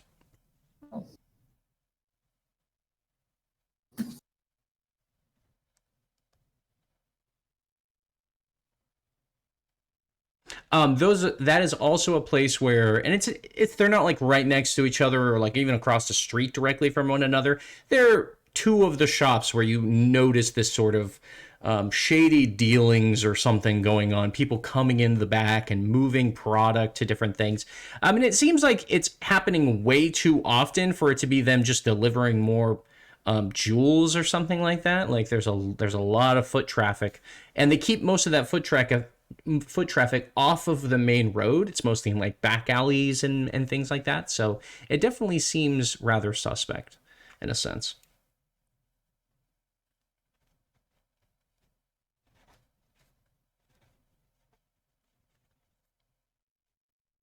Okay. I think our second question was going to be hazards, right, guys? Okay. So that was our second question, was so any sort of obvious or hazards or risks or things that dangers that we might be from robbing said places. Visible bodyguards, maybe supernatural ones. I see. Okay, so you're looking at the security, not so much the hazards, but the security in a sense, and which are a part of the hazards. You do notice that, as in most of nice places, in neighborhoods, especially outside of, Dunslow, which doesn't have as much, and Six Towers, etc. There are more blue coat patrolmen. They're not like standing around in Pearl Row, but they do sweep by about every half hour or so, to like on a goat drawn carriage. And they sort of just head through the space, doing obvious patrol, taking their time. Anytime there's some sort of issue, they'll stop and check in with people, maybe check permits or papers or anything that seems strange, but everything seems okay. Outside these buildings, you notice that the windows are barred. So it is not, you can't break into it. The buildings are stone, so it's not like just wood that you can pull off or something. And the buildings in the space are several stories, right? So like 2 stories, 3 stories, that sort of thing, and packed tightly together. And so all the lower stories are barred windows until you actually get to the roof of these 2 buildings. And you can't see anything really up on the roof unless you were to climb up there. But I'm presuming you guys are kind of just being chill about it and just walking around and like seeming like you might just be window shopping or customers or something of that variety. Yeah. So yes, barred windows, the doors and locks seem to be very intense. There's like, intense sort of deadbolts, or at least a more primitive form of deadbolts. Any sort of openings or weaknesses in the way of windows and things are barred over or caged over or something of that variety. When you do peek inside, you notice that the jewelry is kept in like locked boxes.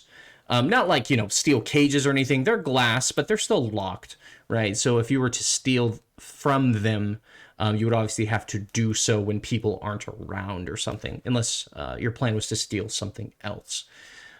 In the back areas that I talked about where the shady dealings are going on, there is always at least 2 or 3, not to say goons, but, people who seem well put together.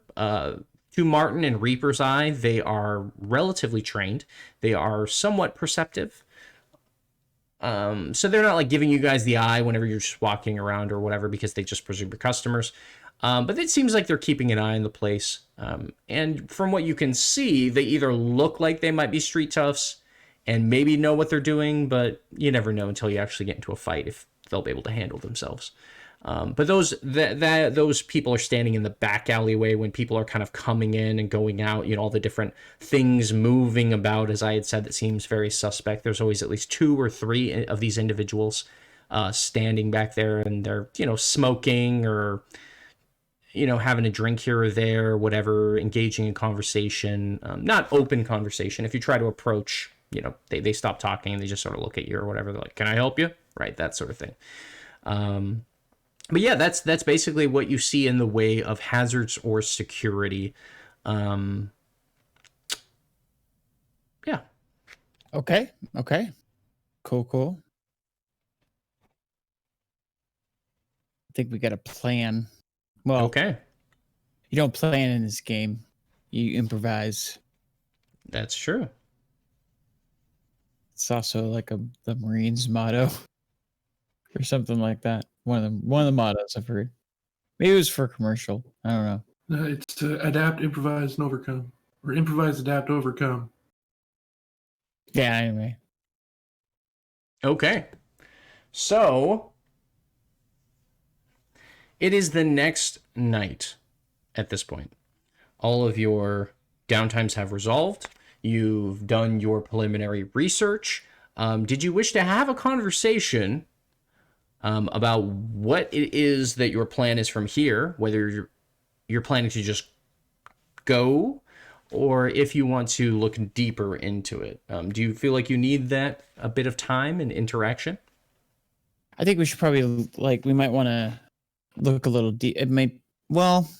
This is probably going to be pretty straightforward, I guess, but I don't know. Well, rather than, us discuss what you could, why don't we just we'll go back into free play.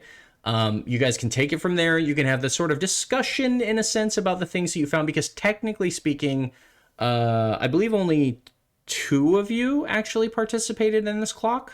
And it was Blinder and Martin. And Martin. So let's say that Reaper isn't aware of these things yet, Sure. and you guys are returning and sort of updating Reaper and Mercy, etc.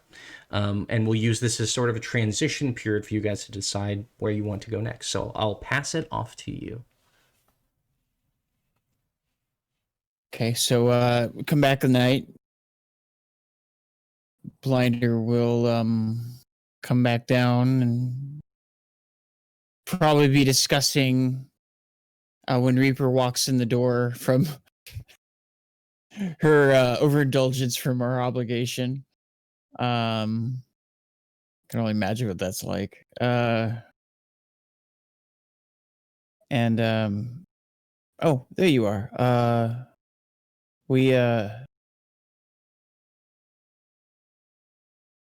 Me and Martin were just discussing what we found.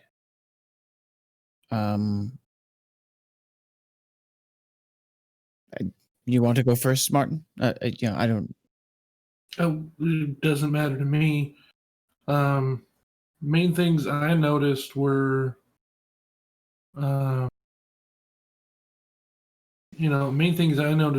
people hanging out the back of the building, barred windows, multi-level buildings.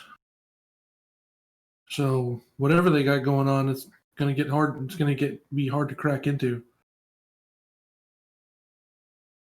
Yes, the Pearl Passage and Garnet to the locations. It seems like they had a lot of foot traffic in the back alleys. And is one of the areas that has more blue coats than often. I think, well, as far as getting in, I have a way of getting in. But I would like to surveil the place a little bit more to determine what might be on the interior or what I might expect to find. And maybe we should figure out more about these individuals who are in the back. They have like 2 or 3 large individuals. Yeah, they look like they can handle themselves. I don't think they're as good as you or I, but they can handle themselves. Maybe take a punch or two, which could be a problem. But I don't know. Well, maybe a situation where perhaps once I'm on the inside, I could steal what it is. You could disable their guards in the back, and we could make our getaway. I mean, that sounds all right to me. That sounds fair to me. Mercy Are you gonna nods have to- as well. Huh? Are you going to have to eat a rat again to do that? Well, my stomach still feels pretty upset, so I think I haven't used my ritual since I prepared it many episodes ago. That is true. So I still have its use, correct? Yes. Okay. We had So never I don't- discussed the time limit. We had just said that you specifically would have to spend a downtime in order to be able to prepare the process. And then you would have, in a sense, one charge of using it. And presumably I can't prepare another ritual while I'm doing it, even though I don't have any. Yeah. That was the understanding as well, is that you can't prepare another ritual while it's sort of being held ready, in a sense. Okay, so you guys have a plan. That your plan is to break into the back, to disable the guards, etc. Mm-hmm. Okay. Well, yeah. After we're gonna probably surveil and gather for more information after, Sure. So it might change, but that's our red plan. Redirect. Okay, so your plan then is not to just directly engage on the mission, but your plan is to try and gather more information first and then engage in the mission. But our running plan right now is to basically, I'm going to infiltrate using my ritual, and then they're going to go up and beat up the guards, and I'll unlock the place from the inside. When we return, because it's now time for our break, we will see what further information our cast of characters are able to attain regarding what sort of shady dealings are going on with Pearl Row. We return to our crew, who I believe had plans to return to Pearl Row and to try and gather more information regarding what is going on with those buildings. As the day had passed on, as they recollected themselves, as they had a conversation and discussed how they would move forward, they eventually found their way out of Dunslow into the Night Market District, traveling to Pearl Row, and we find our characters there now. So, I'll pass it over to you. I presume you're going to engage in more gathering of information, but we do return to the phase known as free play. So just to check in with all of you, was there an amount of interaction or role play that you wanted to do before we got back into sort of challenges in order to gather more information? Or would you like to just get right into it? I had one question. Sure. Before we go on. Okay. What was in the vault? As I had said, you have access to it, but you have not actually unlocked it yet. Okay, let's unlock it at the end of the episode, if we have enough time. So, because I'm really eager to see what's in the vault, but I don't want to get distracted because in case it's like a zombie brain or something. Oh, so I see. You want to know what specifically was in the containers, etc. Whatever, but we'll save that for a little bit because we could probably tangent that way quite a bit. Oh, sure, yeah. And it might be weird, so perhaps yes. Sure, Carver. Okay, so back to the scene then. So you find yourselves in the night market as I had described, and how are you moving forward?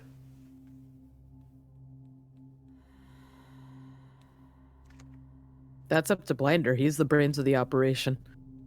Brains of the operation now? Well, if we're gathering more information, I'm gonna actually make my way around to the back of one of the buildings and try and chat up the goons. Okay. I think Blinder will attempt to gather information by maybe just watching, going in and acting as though you're a customer and engaging in conversation inside the shops. And then leave and then maybe watch things. So I'll be using survey for that. Okay. But and Reaper, how is your plan to sort of engage in this new phase of gathering information?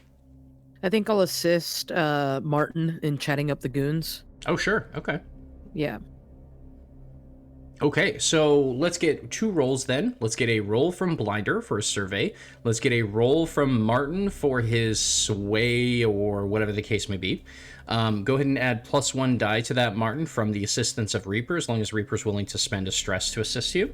And go ahead and do those challenges really quick. May I push myself? Yes. Okay, I would like to do that. So you're going to spend 2 stress and push yourself instead of taking a devil's bargain. Totally fine.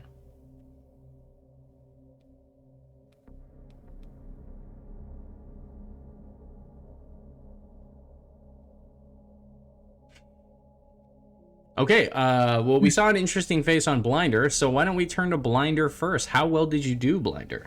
I got a 3 and 2 1s. Oh, man. Okay.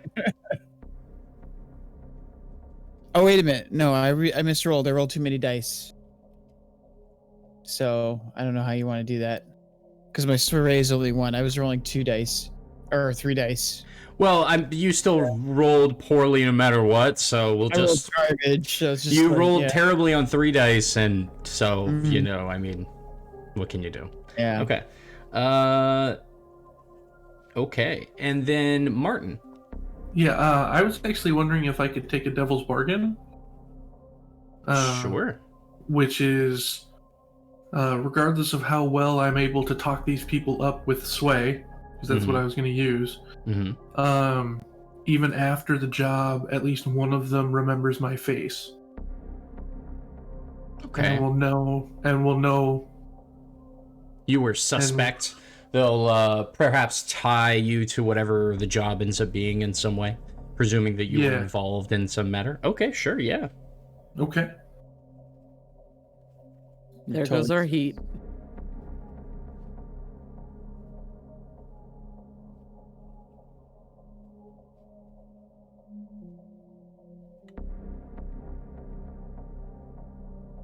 Well, in total, I got a 6, 3, and a 1. Okay.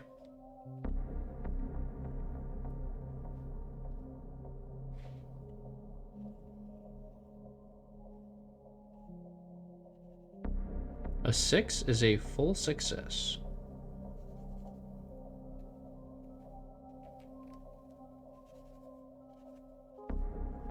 Okay. So you as a crew will technically Martin, but presumably as a crew, will get to ask 3 questions. This is including Blinder's add to it, even though he failed Carver. in the sense of he still adds to the the group effort in the sense. So you're able to ask 3 questions. Presumably Reaper and Martin working together would be able to discuss those sorts of questions that they want to have answered. Why don't you guys take a moment and discuss those? I think that we should ask who, what, and what is the best way to get in and out. Well, I already have a way of in and out. Yeah, we already have an in. But What's I the think best way to get out of the Definitely, night yeah. market? find out what they're doing here and how they're securing whatever is valuable in here. Okay, Yeah, so that- who, what, and how? Right? Well, I don't know. I think Doug, did you have a question you wanted to ask in specific? Because we get 3 of them. I was going to ask basically where the valuables and how are they being secured, because I don't want to get in here and then like try to unlock stuff and that's the idea. So, Okay, so where are the valuables? How are they secured? and who is doing it?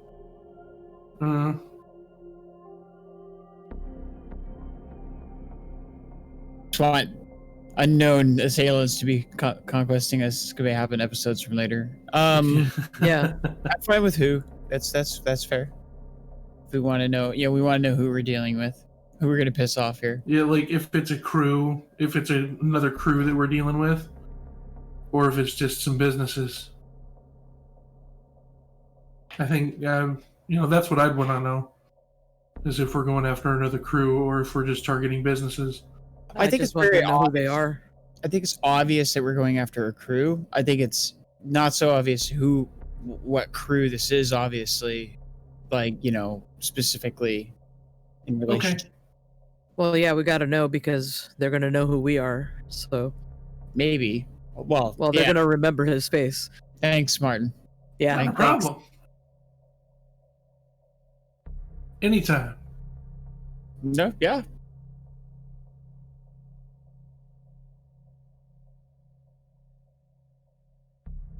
So I think it's been decided as far as our questions go.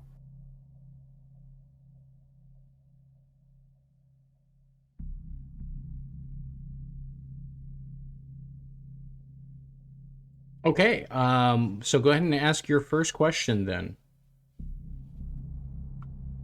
Who are we dealing with this?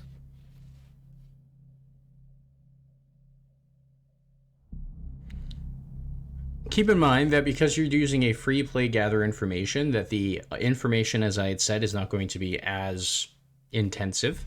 Okay, what you're able to determine is that there is a group of people The name is not given to you yet. They're not going to speak about the name. But from what you can gather, not because of what they tell you, because they're being very cagey, but through a mixture of the conversations that you have, we'll say that you approach it in the way of like you're looking for work, right?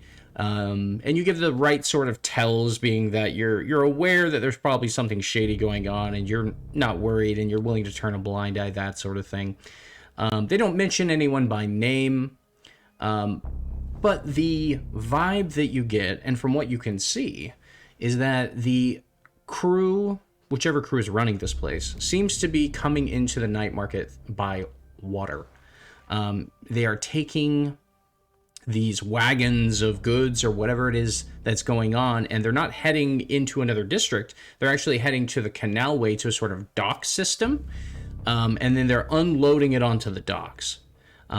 They cover it with like a tarp and everything like that, and then they just sort of leave it there, and one person sort of remains behind watching it. And for the limited time that you were there, you see that, but you don't necessarily see who grabs it or what goes on after that, because I presume you guys aren't moving too far away. As to the security, the valuables, from what you gather through Blinder and other sources, are kept in lockboxes inside of a like vaulted room. It's not, from what Blinder sees, it's not a heavy duty vaulted room like you guys have, that full like metal door sort of vault. It's more of like think of like a cell. It's like iron bars with a lock panel, and then there's a room back behind it, a stone room, in which, you know, shelves have been set out and there's lock boxes on them for people's valuables and things like that. Or, you know, for private collectors, or for mostly their own stock of things, you know. Rare and expensive pearls, rare and expensive stones, things of that variety. And this, by the way, this is the security that I'm describing to you of the place that I had talked about, which was the Pearl, what was the name I gave it specifically? Pearl Passage, that's right. So this is all information regarding Pearl Passage. You notice something similar going on with Garnet as well, although we'll say that you don't specifically spend too much time inside of Garnet necessarily. So this is all information about the Pearl Passage.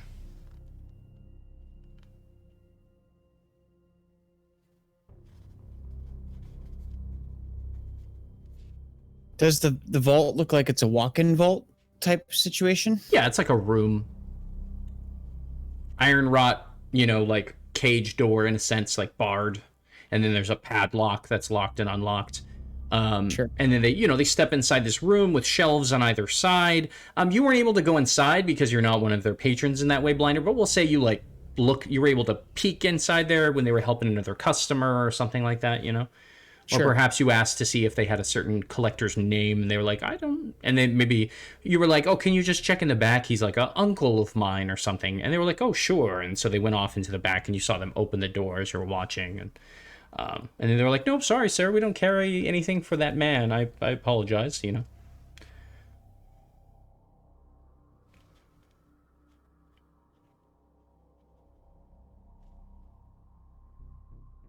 Okay, so that was the second question. Was there a third question?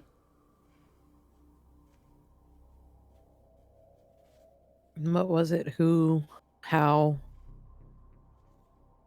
What was the third one? I know you guys had asked about the vault specifically, or you asked like how are they stored and all that, but the problem, not to say that it's a problem, but in a sense, I answered two of your questions with one answer. Because I kind of felt like when you were asking about the security that, you know, it would make sense that you're able to see the vault and see the lock boxes presumably inside. So I sort of wrapped that up into one question. So you still have one more question if there's further detail you'd like to ask about something else or something that's unknown. Well, why do they do it on the side here? That's the question. I think that because we know they deal in pearls. Obviously, you walk into the shop, you see pearls being dealt with. And is that something that we should be finding out? I mean, is there more? I mean, that's kind of what I was That's a question I had. Yeah. What exactly are they doing?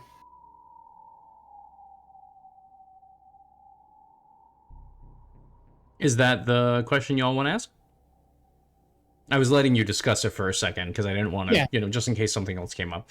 From what you can gather here, the shadiness of what's going on seems like perhaps they're using this place as some sort of storage or some sort of hub, or one of, like a little celled hub of some variety. But what seems to be the obvious notion of what's going on here is that you would presume, or at least Martin would, I would say Martin has specific experience with this. Based on everything you've heard and everything you've seen, although they don't have like credit in a sense, there is a credit system that exists within the empire, right? And although there is taxes and things of that variety, bookkeeping of certain businesses there's far less overhead. But when you start looking at very, very rare resources, those things, and this is not something that necessarily Martin would know, this perhaps is something Blinder would know, having worked in the places he did, and then through both of you having this experience and this information, you'd be able to sort of summarize and come to this conclusion. On the side of Blinder, you're aware that there is certain high-valued resources are kept track of by the Ministry of Preservation. So, ectoplasm, water, food, and then sometimes, in the case, rare resources. So diamonds and pearls and minerals and things that are considered of great value and can be used as almost an exchange, right? Gold and silver and things like that, right? So they sort of keep track of these sorts of things. And from the side of Martin, of what you determine is that this place is probably a place that they're using to basically clean their money, in a sense. So it's a way to take the resource, or whatever the case may be, and then turn it into a different resource so it's not tracked. They're laundering. They're laundering, exactly. Guess stones aren't the only thing they're polishing.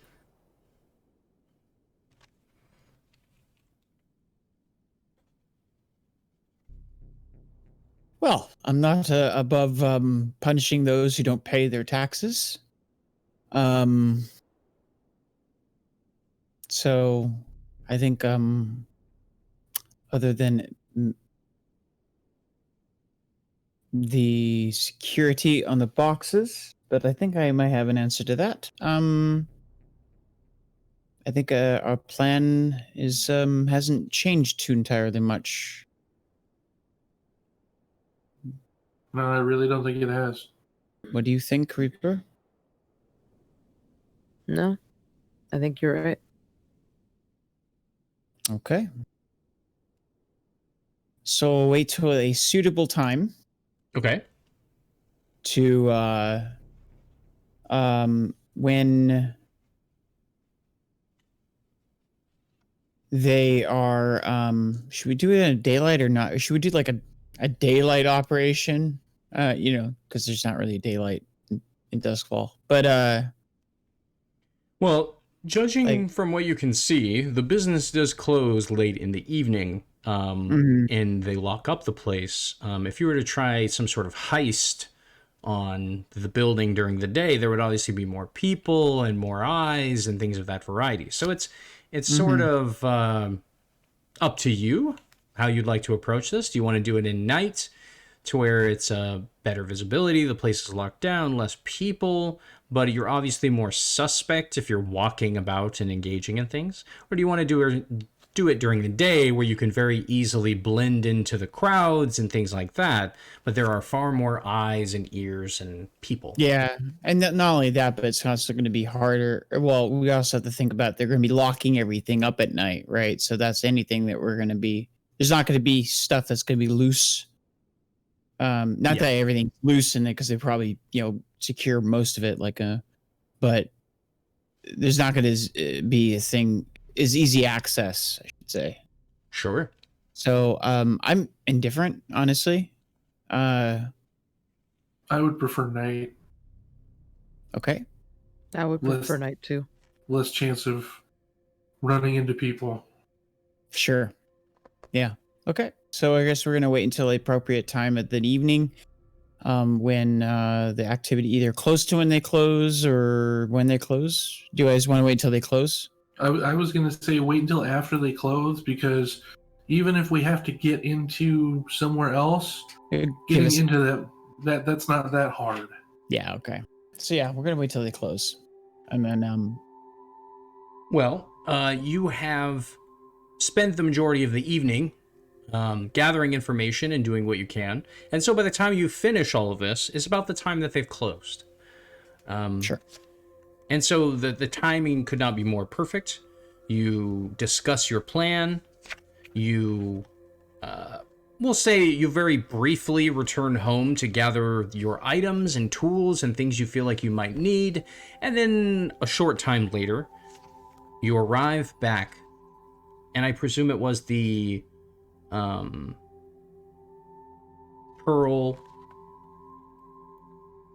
not garnet, but the Pearl Passage. I keep forgetting Pearl Passage. I keep wanting to say Pearl Row, and then I'm like, no, it's Pearl Passage. Yeah. One thing, even though you know people don't normally have to notify you, because I specifically said I don't. My character is actually carrying a load this time. Yes, that was why I was saying you guys are returning home to gather your items. So now that we're about to start the engagement phase, because normally I just sort of throw you guys through the engagement phase and do it all stealth-like and you don't even notice, this is one of those specific positions where you have determined that you're going on a mission, and therefore, because of that, you are able to go through the normal process of planning for your mission. So at this point, each of you will determine your load. Okay, I'm actually going to take a light load for once. Okay. Martin, what load size would you like to take? Martin will be taking a normal load. Okay, so, and because you have the mule, you actually get more boxes because of the special. I get 7 total. Nice. And then Reaper. Normal load. Okay.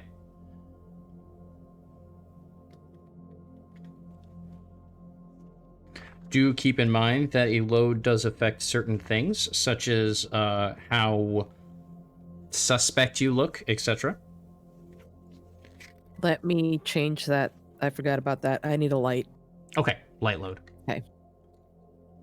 We'll say Martin is doing all the heavy lifting when it comes to tools, etc. Very nice. Okay, so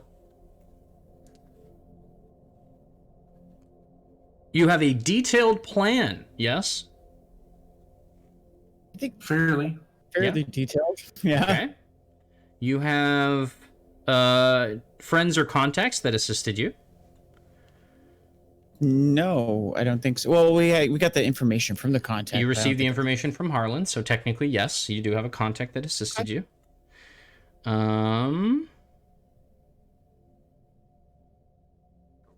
Okay. I have determined the engagement.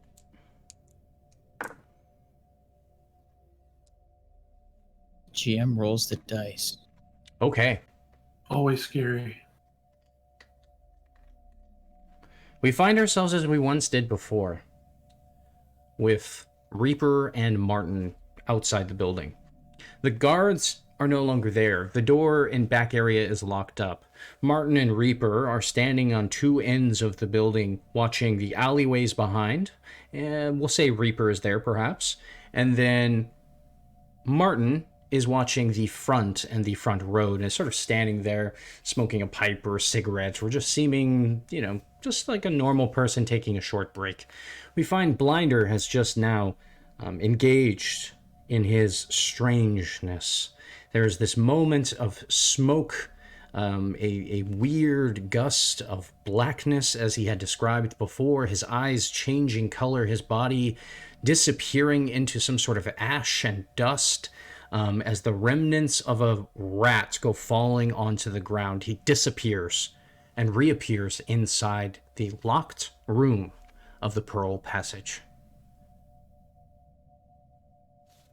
Blinder, what are you doing? First thing I'm going to do is I'm going to... You said the guards were gone out of the back? They were not in the back of the building. Yes, you did not see them out back. So he will take out his burglary tools, his burglary gear, Okay. and he will attempt to unlock the back door. Okay. Go ahead and make a roll. I'll use Tinker. Sure. Yeah, we'll just use base, the 1 die. Okay. This is going to be a desperate roll. Okay. Because your tools are not up to the level of this lock, shall we say? Sure. So like a really high-end lock. Yes. Okay. I rolled a 6. Very nice. Full success. Okay.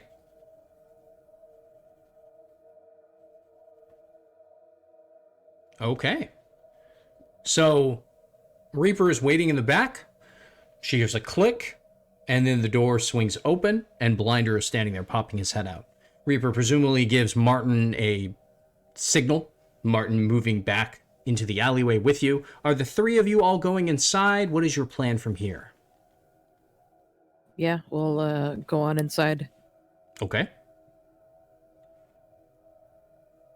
Okay, the three of you enter inside. Blinder unlocking the back door.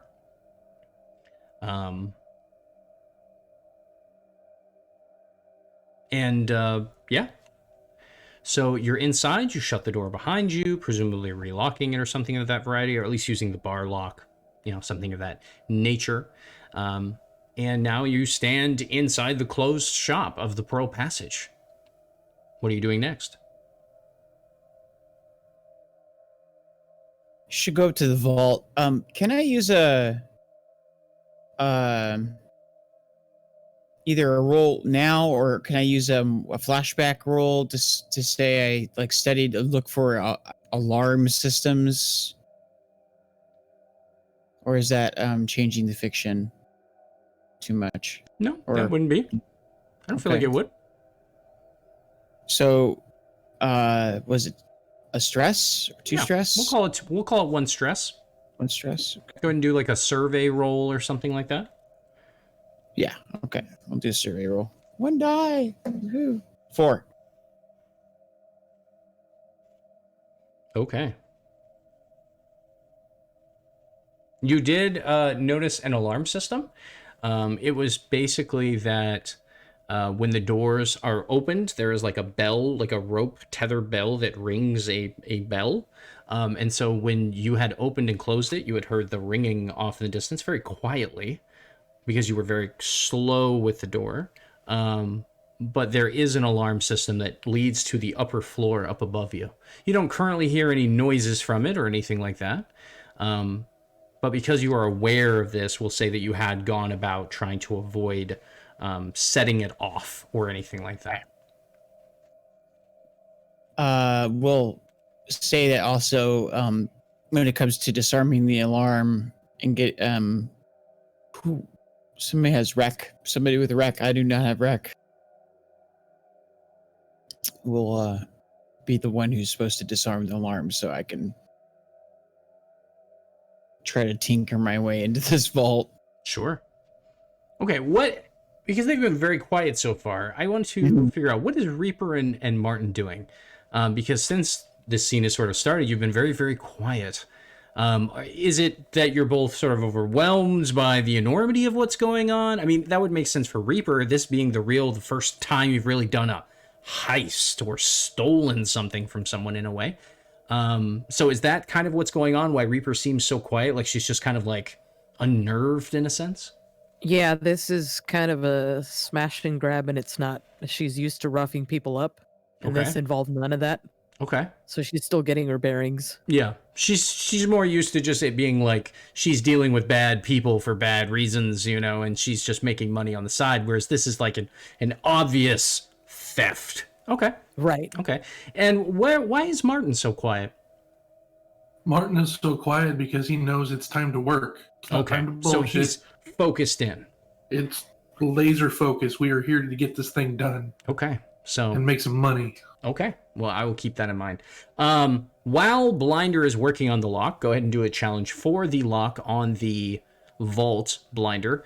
Both Martin and Reaper see that there are still some valuables that are kept in these sort of glass-topped boxes that have simple locks on them as well, but they are all over this large sort of showroom in a sense. There's some on the sides and some that are set into like big like sort of bars, like you would see in jewelry stores and things like that.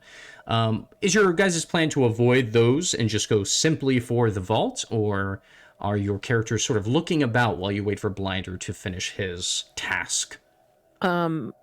I was going to go ahead and try to disable the alarms, any alarms I could find. Oh, right. Okay, so why don't you go ahead and do a challenge for that? And Martin, let's check in with you. What were you doing?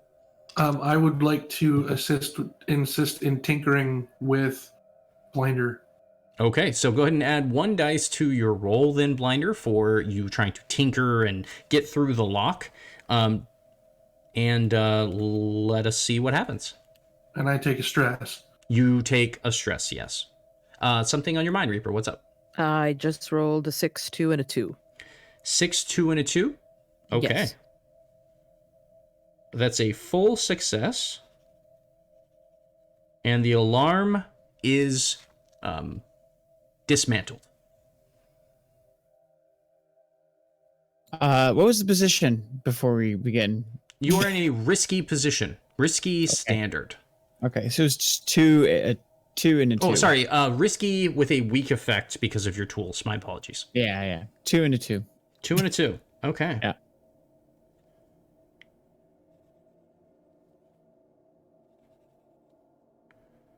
It's Okay. always good beginning of the game.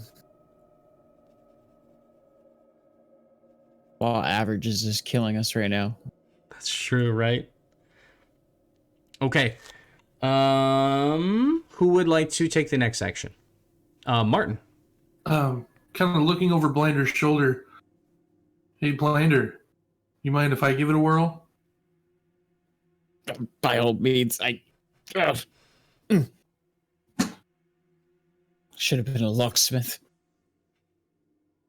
I will also pull out my set of burglary gear unless I can use Blinders. We'll say that part of the issue as to why he failed, the consequences of such, is that his toolkit was broke. Like, he broke off the piece in the lock and it sort of splintered off, and then he was trying to make it work, but it didn't necessarily have the correct tool to do so. And in a sense, I was basically going to require him to make a new approach or a different approach about a way to solve the issue. And so the fact that you're stepping in, Martin, I presume you will, in a sense, have to do the same thing. So what is this new approach that you're planning to take to bypass this issue? Rather than messing with the lock, part of the burglary gear I'm going to have is going to be like have you ever seen like a string chainsaw? Yes. Like it's just a rope that has kind of a section that you go over a piece of wood with. Yeah, it's like a garrote wire or something like that. Yeah, something like that. Yeah, and sure. I want to feed it through the locking mechanism if I can, and use that sawing action to wreck and break the lock open. Okay. Yeah. Go ahead. Okay. It didn't land, right? I got a 3 and a 5. Okay, mixed success.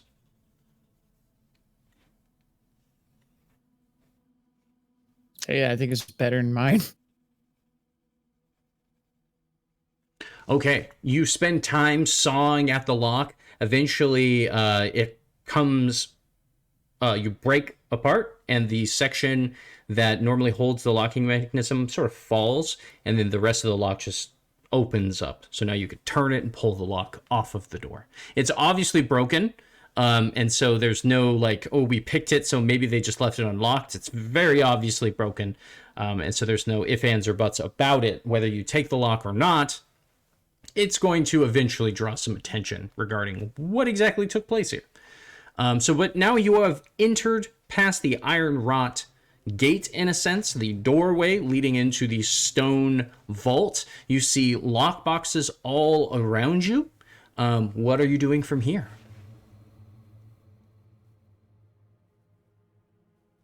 How big are these lock boxes? About the size of a briefcase, roughly. Okay. Can I do a flashback? And can we say that we have Mercy's boat somewhere nearby? Sure, yeah. Okay. So we can just take all the boxes out as boxes and just As boxes and just put them in the boat. put them in the boat. Sure. Yeah, sure. I'll say that costs, it's not extremely complicated. I would ask, however, how are you going to move all the lockboxes from Pearl Passage to the waterway? Because it's several city blocks. Martin. I was going to ask for a flashback for having a wagon or a I don't know, maybe like a cabbie who I have paid off. Okay. I will spend a coin if necessary. Sure. Okay. And basically, we have transportation services for our goods. Sure. I'll either require that it takes 2 stress, or that since you spend a coin, it only costs 1. Actually, Okay. if you spend a coin, it costs no stress. We'll say I will spend a coin. Okay. Sounds good. Okay, so you spend a coin, and there was a cabbie wagon waiting for you, no questions asked, for the evening. And so I presume at this point, Martin having broken the door, people starting to grab the boxes and set them into that area, you guys are now starting to move those boxes. I ask now for a group challenge for Prowl. Basically representing you sneakily stealing all of the lockboxes without gathering any sort of attention from the people who might live in buildings nearby, from the sounds of you unloading things, these big heavy boxes being loaded into wagons in the midst of the night. What did you say, Blinder? I said we were holding up how many dots we have because somebody's got to roll it, right? So I have a... No, you all roll. Remember that. You all roll, and then whoever leads the group action can spend stress to make sure that everybody else gains the best roll. So you guys all get to roll, and then whoever leads the action can spend stress to allow everybody else to take that roll. Okay, so... Would you roll? Wait, hold on. How much prowl do you have, Reaper? Okay, so what you need to do is you need to roll 2 dice and take the lowest. Okay. If you have 0 dots of prowl, 2 dice, take the lowest. 4 is the lowest. Very nice. Okay. Very nice. I'm gonna may I make a devil's bargain? Sure. What is the devil's bargain? That... Oh, this is gonna come back and bite us, isn't it? Well, you're already on the train. Might as well. Might as well. I'm gonna spend stress instead. Can we spend stress instead? Yes, you could spend 2 stress to give yourself +1 dice. Oh, this is bad. Okay. God, this is horrible. 1 and a 2. 1 and a 2. Okay. 1 and a 2. Reaper. Mind you, I did have a skill dot in that, so that's like with the Oh, bonus. I see. Okay. And then Martin, what'd you get? I rolled a 5 and a 3, so I get a 3. Oh, because you don't have any prowl. Okay. So Right. a 3, a 4, and then what Blinder got. Okay. So who was the leader? We never decided who the leader was. I thought it was Blinder. Or was it Blinder? Well, Martin, did you want to be the leader? I can be the leader for that, sure. I could randomly roll, if you guys want, as to who was the leader. Sure. Okay, it was you, Martin. Awesome. I was going to say 1 and 2 was Reaper, 3 and 4 was you, and I rolled a 3. And So you are the leader. So you can spend 1 stress per person to give them your roll if they need it, which in the case of Blinder, he does. But Reaper rolled well, basically equal to you, so she doesn't need it. Yeah. Well, I will spend the 1 stress to increase Blinder's roll. Okay, perfect. So Blinder, you help him. We'll say Blinder goes walking with the thing like, and then you're like, Blinder, chill. And he's like, oh. And he starts walking. It's quieter, that sort of thing. Okay. You guys are loading. You get about halfway through all of the lock boxes. And then a light in the upper window flashes on. Or flashes outwards in a sense. So like someone's turned on some sort of light or a lantern or something like that. And they are approaching the window of the back alleyway. You notice this because you see the light and then you hear the sound of the window opening. And then you see someone's head poking out. And they scream at you. They're like, what the fuck are you doing down there?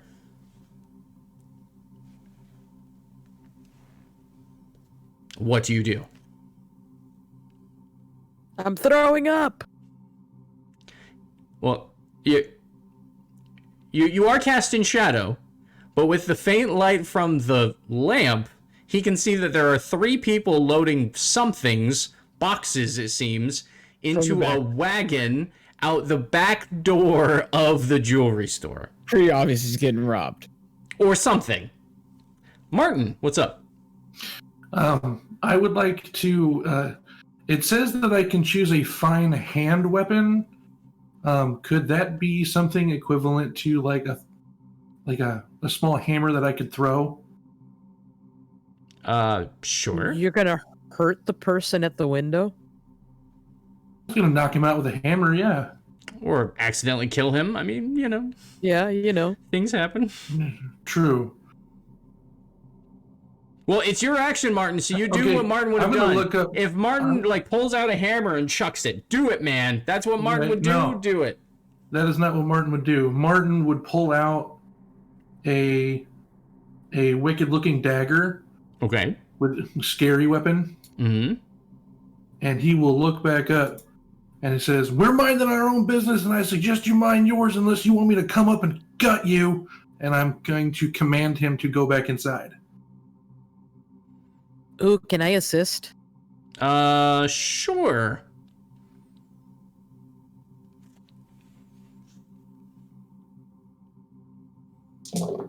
Let us rob you or you will die. Basically. I got a 4, 4, and a 6. Okay. I thought there was more going on, sorry, with the roll, but then I realized that Reaper was assisting you. Okay. You scream that at him with the dagger, and he sort of like gets this face, like he's like, what? And then he steps out of the window, shutting it. But as he's shutting it, you hear him say, "What do I pay you for?" He yells inside the place. And then you see something going on upstairs. And then you start hearing steps inside, like down a stairway that's nearby, down the building. Like sort of, think of like apartment stairways that would lead up to what you presume is the doorways. But it is still a ways off. It sounds like people are coming faster. your direction. Load faster. Well, okay, so you find yourselves in a crux of a situation.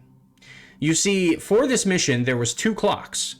There was your clock, in which you rob this place successfully, whereas the other clock was a ticking time bomb of basically, would you rob this place before someone would notice you're robbing this place?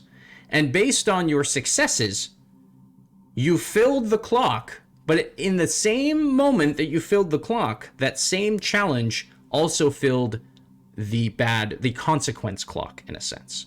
So you have successfully robbed the place, but as a consequence, you're now being put into a situation where you have a decision to make. And that decision is, do you get away with all the loot and stay around long enough, basically having to engage in a combat, or do you take half the loot now and evade the consequence of them seeing your faces, engaging in a fight, or further complications that might come with it? So it's a potential give and take. You could basically, to put it in game terms, do you want more heat and more payout, or do you want less heat and less payout? And that's your decision to make as a crew. More heat, more payout. Seconded. Okay.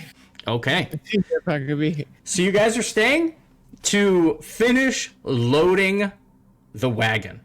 Sure. You hear the steps off in the distance. You're getting to the point where most of the boxes at this point are in the wagon.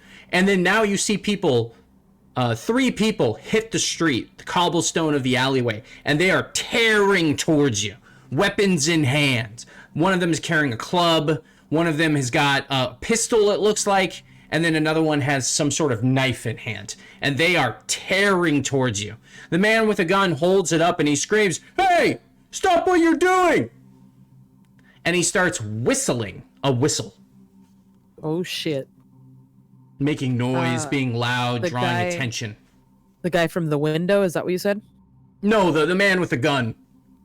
Okay, I'm gonna... Keep in mind, blue coats in the middle of the night aren't going to be that close. It's one of those, like, you've got time sort of a thing. But it is a eventual thing, right? Depending upon how long this goes on for. Can I take an action? Yes. I was just about to check in regarding that about you now have to ask yourselves, okay, which actions are you going to take? It's going to take a 4-segment clock to finish loading the cargo. Or you can engage the threat. Right? Does that make sense? Well, we can split, right? Yes, you could totally split. I'm not saying you all have to do one or all do the other. I'm just saying that one person will basically be doing challenges to fill a 4-segment clock, while whoever else is going to be engaging in the combat itself, right? So decide amongst you, like, how you'd like to go about doing that. All of you could engage in the combat and then try to fill the clock before the timer runs out, in a sense. How about you guys do this? Do the combat. I'll do the clock. And if I roll badly, Why don't you and Martin load, and I'll do the battle. At least for the first run. At least for the first bit, because sure. it's 3-on-1. All right. You're gonna get So close. 3 people. no, I can't leave. I can't leave her. Blinder, hurry up. No, I can engage a small gang, so I'm good. All right, Blinder, let's go. Yes, you will have to spend the stress, though. You can That's spend fine. 2 stress, but it will require you to spend the 2 stress, and yeah, you will be able to engage outnumbered on equal footing. However, I will let you know that because of the surroundings of the alleyway and it not being super narrow, it will be hard in a sense, some of the rolls, but you will not be at basically a desperate weak position. You will end up being a majority of the ways being able to actually engage them because you're used to dealing with multiple combatants and things like that. So yeah. So yes, you will have to spend the stress for that in order to engage them on equal footing. That's totally fine. And then otherwise, we're just going to start this challenge sort of circle. I understand that Blinder and Martin are helping fill the wagon, and so if you guys want to add in any amount of detail to that, you can, but I do understand it's sort of a rote action, so you may feel like there's not as much detail going into it. That's totally up to you. So feel free to make your rolls, and then are you holding up your hand, Martin? I can't see your hand. Yeah. Oh yes. Did you have something? Yeah, I was gonna say if you wanted to add detail, Martin is like 2-fisting these boxes. Okay. One in each hand. Sure. You know, maybe one under each arm or something like that as He's well. just grabbing as many as he can. Exactly. I will say, if you want to, because as I've told you before, you can increase the effect of your rolls if you want to use your own power, which requires stress in order to do so. You will be able to carry multiple of these boxes in order to help. But thematically, even if you're carrying multiple boxes, it doesn't actually mean that you're doing it faster, in a sense. Does that make sense? That's fine. I will still burn for not to be trifled with. Okay. cinematic effect. Yes, because when you burn not to be trifled with, it technically gives you a push, which can either be a +1 die or a +1 effect, and then not to be trifled with also adds 1 effect level to it. So you could technically roll and add 2 effect levels to whatever you're doing, right? Basically saying that you pick up like a stack of 8 of them or 6 of them, and you're like, no, let's go, right? And you're just carrying all of them, kind of a thing. Stack of six seems pretty good. Okay, so that would probably be double effect with your normal roll then. Yeah. Okay, and Blinder. I have a question. Can I use a tune to locate the most valuable? Like, you know, to prioritize, like, I mean, obviously everything in here has some sort of value. I don't think attune would be the appropriate skill. Unless you can describe it into a way that would make sense. I don't feel like stepping into the ghost field is going to necessarily just let you know the value of something. That's more of like currency or finance knowledge or something like that. But also, the other thing to keep in mind, too, is you haven't unlocked all the boxes. Yeah, that's what I'm saying, is we don't know what's in the boxes, right? So you have all this stuff in the boxes. Some of it's going to be, okay, pretty valuable, but like not like, you know, the big money items, you know, like some stuff might be big money items. Some stuff might be like just somebody's like car keys that they want to pass on to their daughter or whatever, like a safe deposit box or whatever. Sure. Yeah. You know, like, never mind, there's no cars here. But anyway, like, yeah, so I was just figuring, like, maybe being able to sense what's in the boxes, we would be able to figure, oh, there's some, this is something we might want to take. But it's fine. I just have to say, to preference-wise, I don't think attune is going to allow you to have, like, X-ray vision or anything like that. Not to say that that's what you're saying, but you know what I mean? Like, it's not going to allow you to see what's inside the boxes and therefore know the value. I will, however, say if you want to do some sort of survey or perception-based thing, you could say based on the weight of the boxes, you're able to prioritize things that you presume has, like, stone, gold, precious, you know, things in it. Just because... depending on the thing, if it's something really, really light, it might be small jewels heavily packaged to keep them safe. You know, there's a lot of weight difference based on what might be inside. So we'll say that based on the weight or maybe with the sound it makes when you shake it up, you know, whatever the case may be, you're sort of using those things to identify, perhaps we should definitely take this one and we should definitely take that one. Yeah. I guess we'll use survey. Okay, sure. Yeah. Okay, let's just go around to the challenge roles and how they played out. Reaper, let's start with you in the engagement of the combat. Oh, you hadn't rolled yet. Okay. I just rolled. I got 2 5s and a 6. Okay, a mixed success.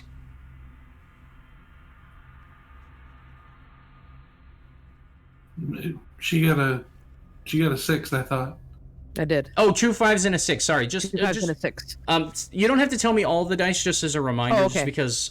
Just the highest one. Yeah, just the highest one. Just because if you're throwing a lot of numbers at me, I may not just immediately pick out whichever one was highest. Just mention the highest number to me, just to make it sort of simpler and let us move on. Yeah, what's up, Blinder?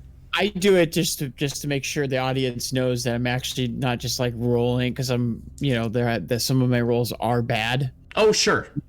I mean, I guess a way we could do it, if people are concerned about that, is just tell me the highest number first then, and then feel free to tell me the rest of the roll.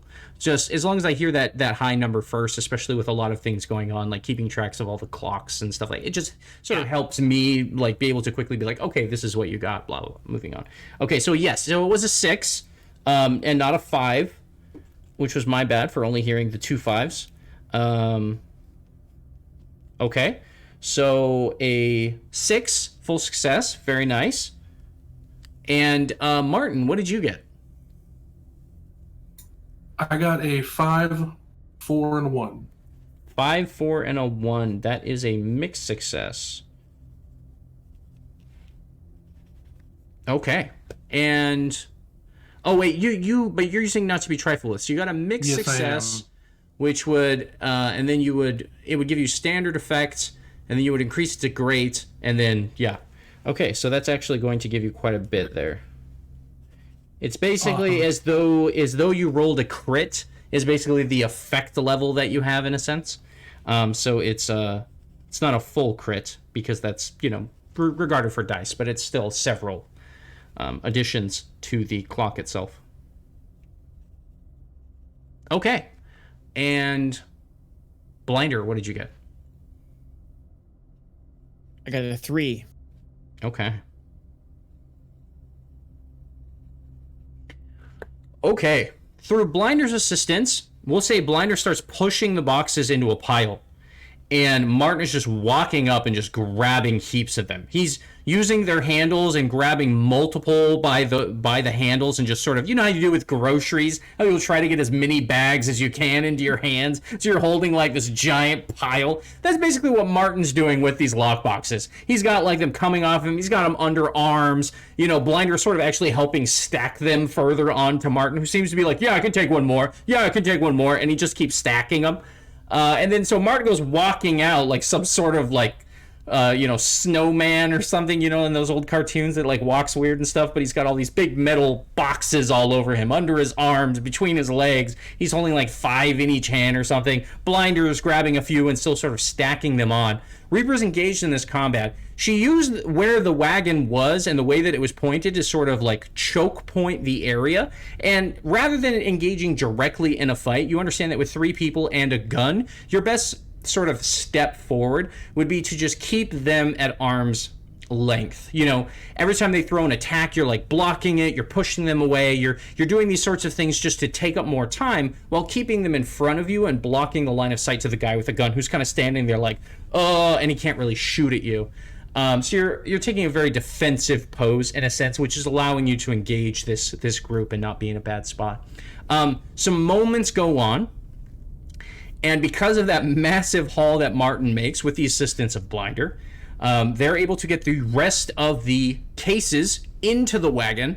At that point, Martin and Blinder hop into the wagon. They say, let's go, presumably, I presume. And Reaper, noticing now that you know, there's pretty much nothing left, hops onto the wagon, kicking one of the guys backwards, we'll say, off of her. You know, she was engaging, one of them grabbed her, she punches one guy in the stomach, spins the other guy around, throws him away, the third guy comes running up, she kicks him away, jumping onto the wagon backwards, and then the wagon goes tearing off down the street towards the waterway. You go through some few alleyways at high speeds, you hear blue coat whistles way off in the distance, nowhere nearby. The men try running after you, but just because you have the goat going and it's like going through the cobblestones, you hear that noise of wooden wheels, you know, on the cobblestone. It's just sort of like smacking against the stone and peeling out in places. But you eventually arrive at the dock. You unload all of the cartons as fast as you can. Mercy is waiting there. Martin gets up, and then people are just loading them in, throwing them basically up as they're grabbing them and setting them down. And by that time, once in the distance you see people sort of coming up, but they still can't really make out detail or see what's going on over basically the darkness of the water of this massive canalway between where the lightning barrier is and how Night Market flows, in a sense. And you go sailing offwards down the canalway, having successfully evaded capture, stolen quite a bit of loot, and robbed what is presumed to be the Pearl Passage and whichever crew was associated with them. Okay. So, because you finished this mission so quickly, we can either do one of two things. We can either, for the last half hour of our show tonight, we can engage in a sort of, I'll tell you how much like resource you gained. You know, so I'll give you coin and I'll give you your payout and things like that.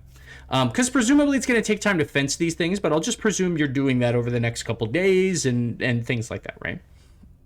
Breaking into the boxes and then selling off what's useful. And I presume getting rid of the things that aren't useful, that sort of thing. And I will point out that it will take time to get into all of these boxes.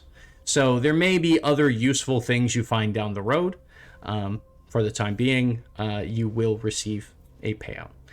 The question becomes, for the last half hour, do you want to go back to free play so that you guys can engage in role play, you know, the celebration of having completed your mission, or would you like to immediately go back into downtime? Downtime. I think downtime would probably be appropriate. Other than that, like, I think we should end with finding out what the fuck is in the vault. After we're done with downtime. Well, as I said, you haven't fully unlocked the vault, though. Because you haven't bought the second level of the vault crew ability yet.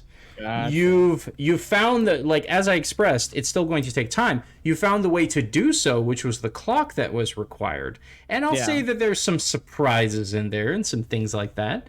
And we will get to that for sure. Sure. But if you want to enter downtime, let's go quickly back into downtime. I would like for there to be a little bit of roleplay because I don't want to end game in this sort of out of character way again, especially because we've already been in the downtime phase once tonight. But yes, we will quickly go back into the downtimes, the downtime phase. So your guys' payout is going to be, for the time being, is going to be 6 coin. Oh, wait, sorry. You guys chose to stay? Yes? You chose to stay, so it's actually 8 coin. Apologies.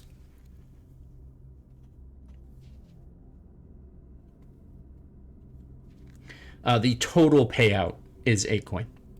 Okay.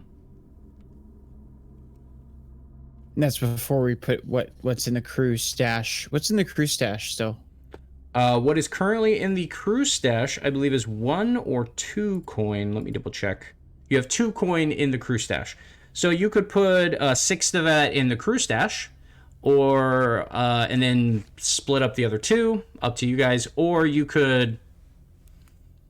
It's your choice to do with it as you will. It is your 8 coin in a sense. Let's put 5 of it and take 1 coin each.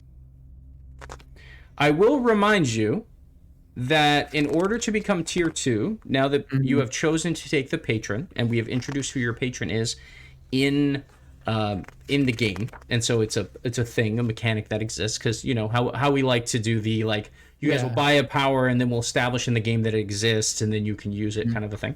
Now that you have your patron, which means it does function, instead of needing 8 coin to become tier 1, you guys could technically spend 4 coin and 12 rep and become tier 1.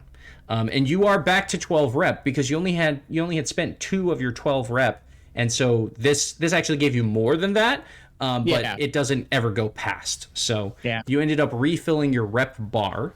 So you could, that is one option. You could spend 4 of the coin that you got from this score and spend all of your rep and go up to tier 1 finally, because you've been tier 0 this whole time, which will affect things like, it will affect your specialists, it will affect your tools. Like, for example, the tools that Blinder was using, the reason they were so poor is because you guys were going against a tier 1 lock, but you had tier 0 tools. So now you will have tier 1 tools versus tier 1 tools when you go against things like this. That's so garbage. Yeah. Okay, cool. Yeah, I think that's the idea then.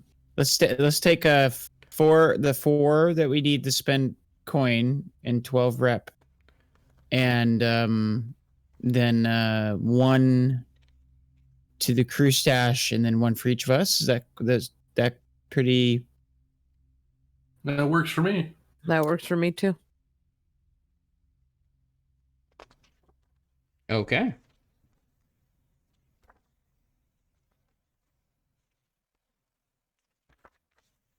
So 4 is being spent, and then 1 to each of you, and then 1 in the crew stash is what you said?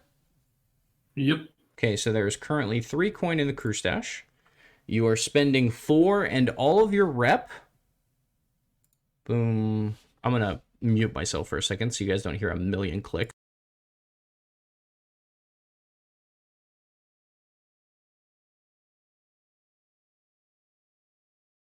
We can still hear it.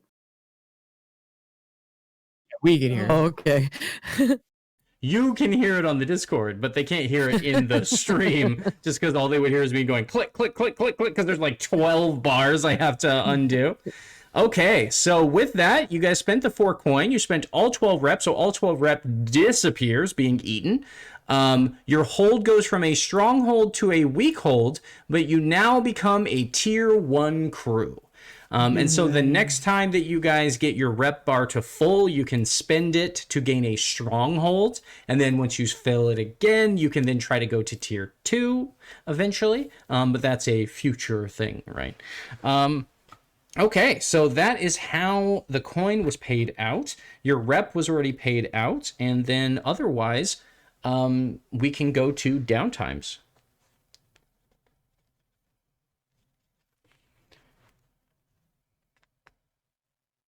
You guys got 3 heat from that mission. So you're now up to 6 total heat out of 9. 1 because of the one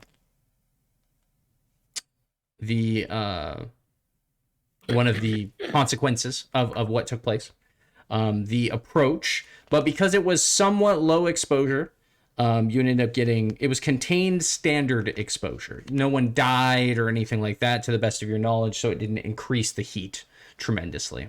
So let's go into downtime phase 2 for actions. Why don't we just start with Reaper? Reaper, what would you like to do for your 2 downtime actions? I would like to reduce our heat. Okay.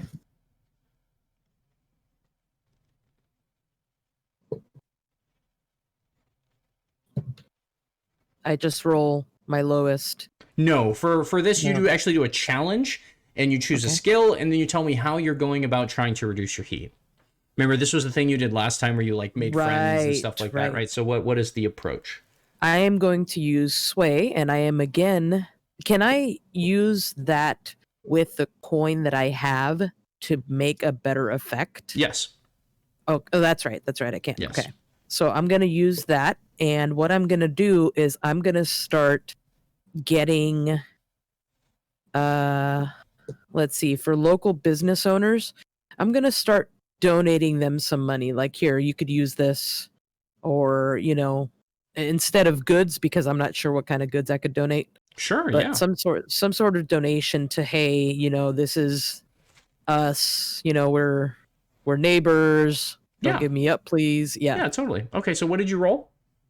I haven't rolled yet. Okay. Go ahead and you roll your sway then. I got a 4. Okay, so that's a mixed success, which would normally be 2 heat reduced, but because you spent a coin, it increases the effect by 1, making it 3 heat that's reduced. Okay, and for your second action.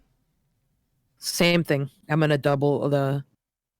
I'm not gonna use a coin this time though. Okay. 5. Okay. That will be 2 segments, so there's only 1 heat left on the heat bar.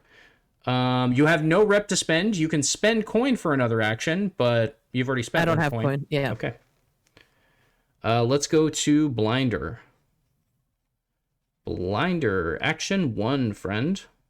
Rule number 1: smoke the rock.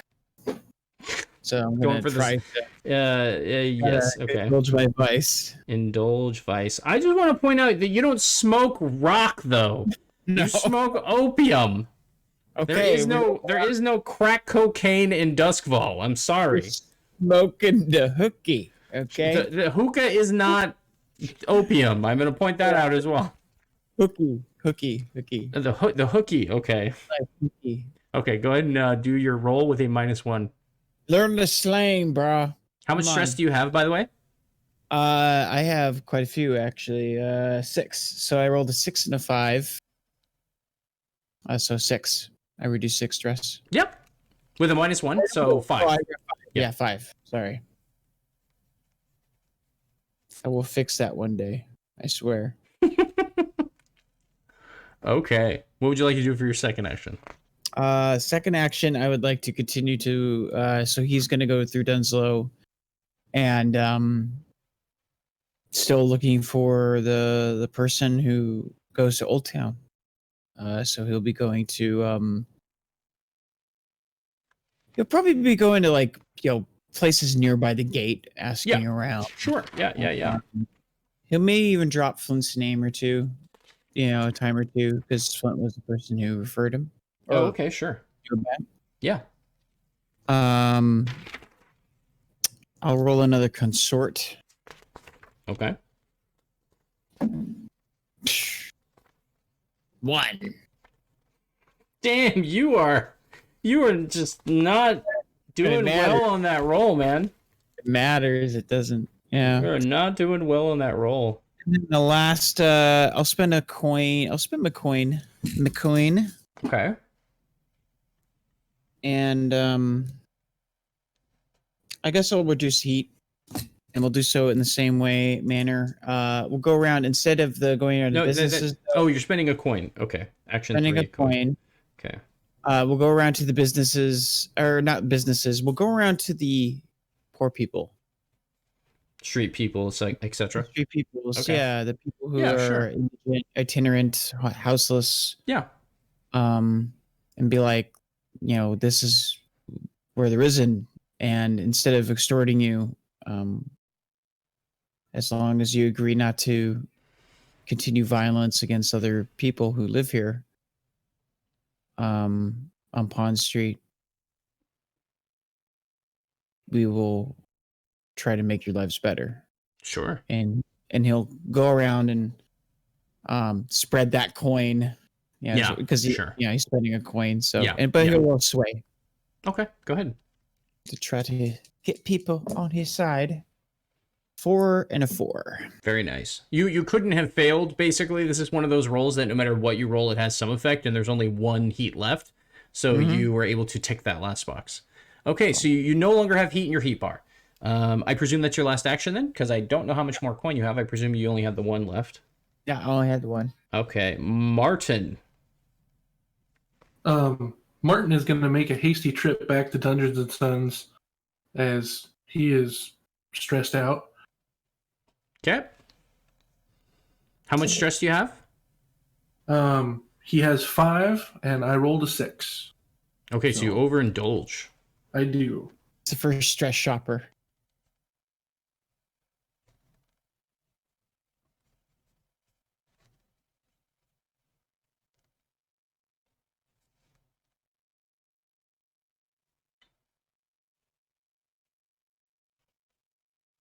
Bart's got to have a huge wardrobe. I'm just saying. It's mainly like... Well, sometimes he doesn't. Toys and- He's buying little things. You know what I mean? So, because like his lifestyle, if you look at his lifestyle, because he hasn't put anything into his stash, Martin doesn't actually have a lot of money. So when he goes, he's like trying on clothes, but sometimes he doesn't actually buy them. And when he buys stuff, it's always like, a little thing here, or a little tie, or a shirt, or something like that, right? Yeah, go ahead. That being said, since I have 1 coin, can I just move that to my stash? Or Yes. to my personal stash? Okay, Yes, well, but I just would like keep in to do mind that you can't remove that coin from your stash. And when you want to remove it from your stash, you remove coin from your stash as 2 stash equals 1 coin, but 1 coin equals 1 stash when you put it in. Does that make sense? That's fine. Basically, what it represents is you're investing in liquid, assets and things like that. You're investing in like a nice apartment and a good wardrobe and having food and having all these things, right? And living a nice life. And based on the number of levels that you have filled, that's what determines your lifestyle and determines the dice that you get to roll when you're doing things like going shopping or, normal sort of day-to-day things, how you live, right? Is determined by that. Yeah. Well, I'm going to move my 1 coin into my stash Oh, okay. Perfect. just to start getting that better. Perfect. And then my second downtime action is... Oh, I'm sorry. Did you have something, Reaper? No, it's okay. Just when you're at the end, VMR Calamity was asking what happens with with overindulgence. There is a consequence, and I will get to that consequence afterwards. So when you overindulge, there is always some sort of consequence. That consequence could be something like heat. It could be I get to roll an additional entanglement, which is basically bad shit that happens behind the scenes, and then I get to introduce into the game. I could force the players to spend rep or coin in order to deal with it, or take negative reputation, right? Additional negative reputation. So there's a lot of different things that I, as the storyteller, basically get to respond to that action with. Like, for example, the thing that's been going on with Blinder, why he's taking a -1 is because he overindulged and got kicked out of his vice purveyor. So now every time he tries to engage in his vice, he can't go back to his normal place that he gets his fix from. And so because of that, he has a negative. And something in a sense, similar will end up happening to Martin in a varied sort of way because of that overindulgence. If I choose to have it affect his purveyor, that's like one of the options of a list of options. So hopefully that answers your question. But onward to Martin's second action. Yeah, I would like to go back around the Six Towers and with Sway go around and try to start a clock about finding my cousin. Or like finding a lead to my cousin Amanda. Why the Six Towers, if I could ask? Because that's where the last lead I led me to. It was to a building in the Six Towers. Yes, but then as you found out afterwards, it wasn't Amanda, it was a different lady that was taken. So is your plan to follow the same lead, even though you were able to find out that it was a different person they were talking about, and perhaps it was like a lead sent you the wrong direction? Actually, I think I'll go back to Char Hollow and start fresh. Go I back like to it. the house where she was. Yeah. And start working that ring back out from there. I like it. Okay, new approach. That was basically what I was pointing out, was that you sort of reached the end of the line, and so you needed to take a new approach. And so choosing to go to a different place or go about a different way makes perfect sense. So yeah. Okay. Got my Sway roll. Okay. I rolled a 3. A 3. 1 segment filled on the clock. Is it possible to know how many segments that is, or is this a secret clock? This is a secret clock. Okay. I will tell you that the first clock is a 4-segment clock, but how many clocks there are after that, etc., or what's going on with that is secret that I'll keep. But I will let you know that the first clock, as it was for when Carver was trying to find Connor, it was a 4-segment clock, and once he filled it, I gave him a tidbit, right? And then every time he filled it, I gave him more and more information until he eventually fulfilled the challenge of however many clocks needed to be filled to actually be led to the place he was looking for. So it's basically the same thing that we're doing here. Okay, was there someone else that had something? I thought I saw a hand up when I was writing a note. Was that you, Blinder? I did for a second, but then he just. I was gonna go back over or maybe talk about what we went over in Six Towers, because we did have some leads there, but going back to Charlo probably is a better approach, honestly. Yeah, because my notes are a little scattered about that stuff. It's probably one of the reasons why we haven't really returned to it. At least me. Anyway.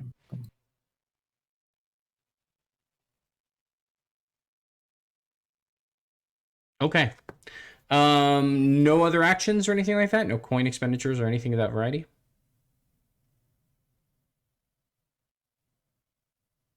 Okay.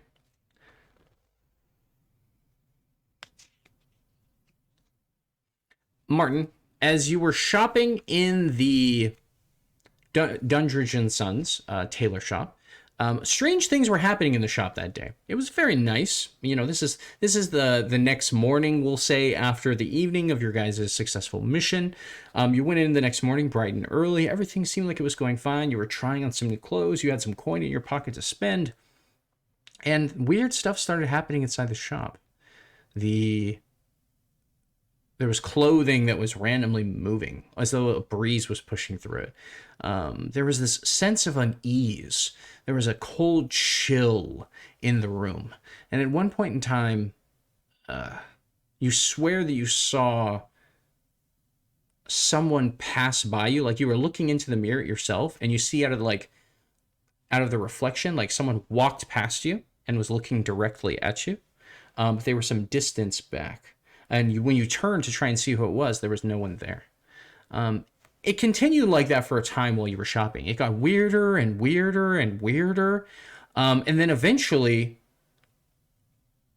something happened. Like, all of a sudden, there was a spark in the space, and then a fire broke out, and it started burning some of the clothing slowly. The workers ran up and started trying to put it out, right? And then you assisted them, we'll say. You're like trying to put it out as well. The fire started spreading. It's starting to smolder the clothes and lighting, the different fabrics and things that just sort of turn up into flame.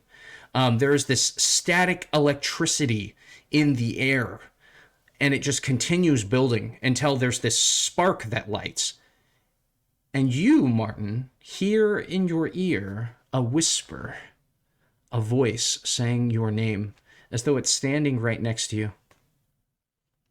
It says, you hear it say, Martin. And then you don't hear it for a moment. And then almost as though it had moved around you and is around the other side of your head, you hear it say, you killed me. And you turn, and as this fire is spreading, you see something reach out for you and then sort of into static electricity that ignites things around you. The workers are freaking out now at this point because the fire is spreading and they just can't stop it. And so they eventually start trying to evacuate people out. They're like, we need to get out of here. We need to get out of here. And that you start helping people out and rushing them out of Dundridge and Sons. When all is said and done, you're not blamed for the fire or anything of that variety. It was strange circumstances, perhaps old wiring from when electricity was ran into the building. They're not quite sure what happens. Eventually the fire brigade shows up, looks into it and says, we don't know what happened, but strange things. The fire spread from a place it shouldn't have, is what the sort of thing that you overhear. You seem to be the only one aware that perhaps your experience, the voice that you heard, the form and shape that you saw, it's saying your name, that perhaps this fire was your fault. But you're unsure.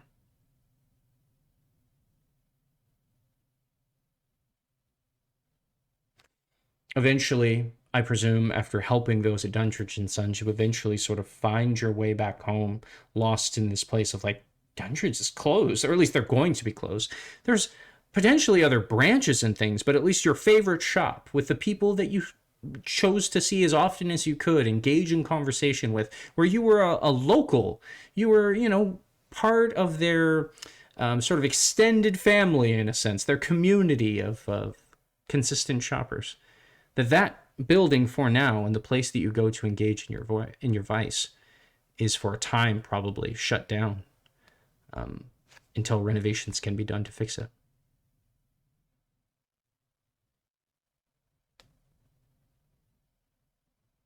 So with the last bit of time that we have this evening,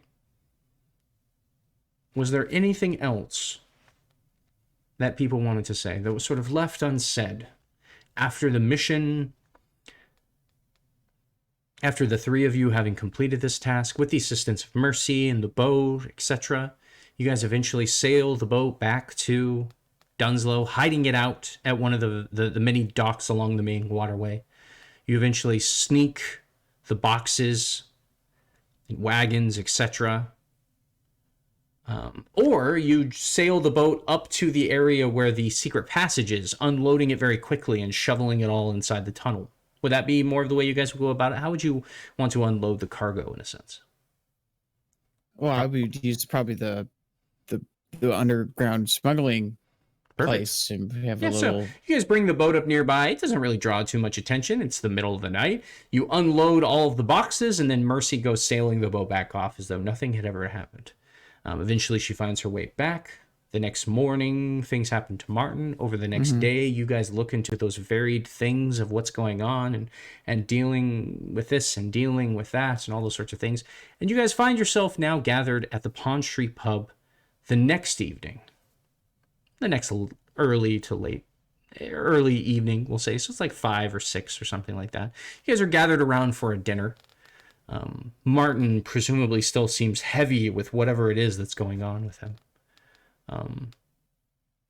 And so I think for the last few minutes, if you guys wanted to, you could engage in conversation, etc. Does Martin talk about his experience at all, or does he seem like pretty much lost in thought, like normally when he? Oh, this is not lost in thought. This is very much like, kid's goldfish just died, and he's he's not like bawling. Martin's not bawling his eyes out, but he's got his head down, has a kind of a dejected look. Looks near on the verge of tears.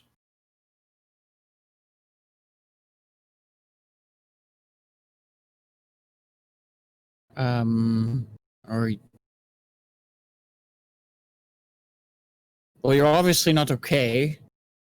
I'm It's sorry. gone. What's gone? Dundridge and Sons. Oh, It's not gone. It's burned. Some kind of. I brought something there with me, and I set the place up. what do you? What, like lamp oil and matches? No, like static electricity from a unknown source.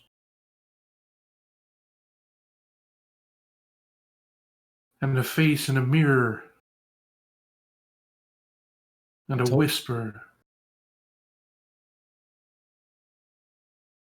I told you this would happen. But not the Dundridge and Sons, man. They didn't do anything. They don't care. They don't have feeling. They don't have thoughts. They are an urge. They are what happens to us when we are gone. When everything that makes us alive is gone and empty. And all they know is that they want it back. It's not dealing with an animal or dealing with a beast or dealing with an malevolence, evil or otherwise. It is the absence of everything. That is what destroys. Now, your sight will allow you to protect yourself to some measure because you can open the sense to what other people have locked away. Yes.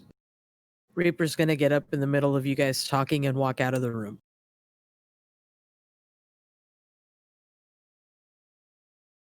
Blinder will go ahead. Does she seem angry or something? No, she seems like this is getting a lot deeper than she wants it to, so she's gonna leave. Oh, okay. So she's sort of distancing herself from whatever Yeah. this is. Okay. Blinder looks annoyed at that. You will learn, going back to looking at Martin, to protect yourself from it. Did things like this happen to you? How do I make it stop? I didn't want to burn him down. I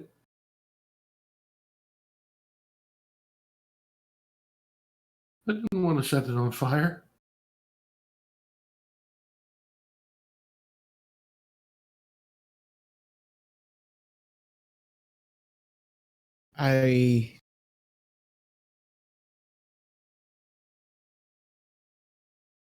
Yes.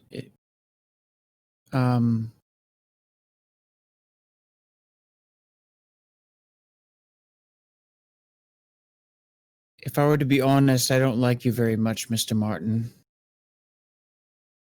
But Well, I am- that's just good. I'm obligated. I do feel responsible. And I will help you.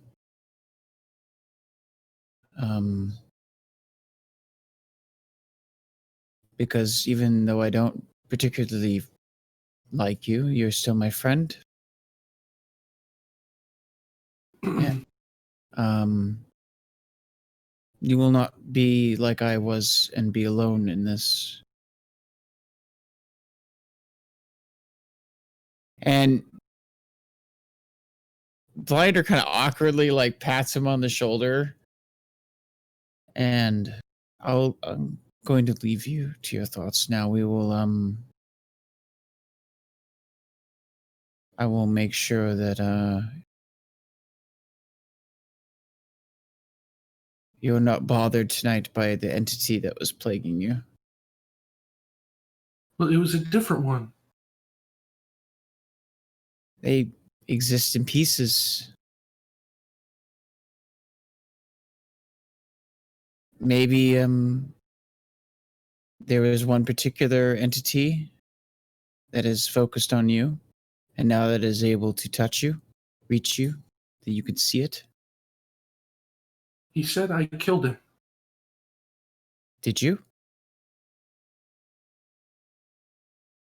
Not that I'm aware of. But you have killed.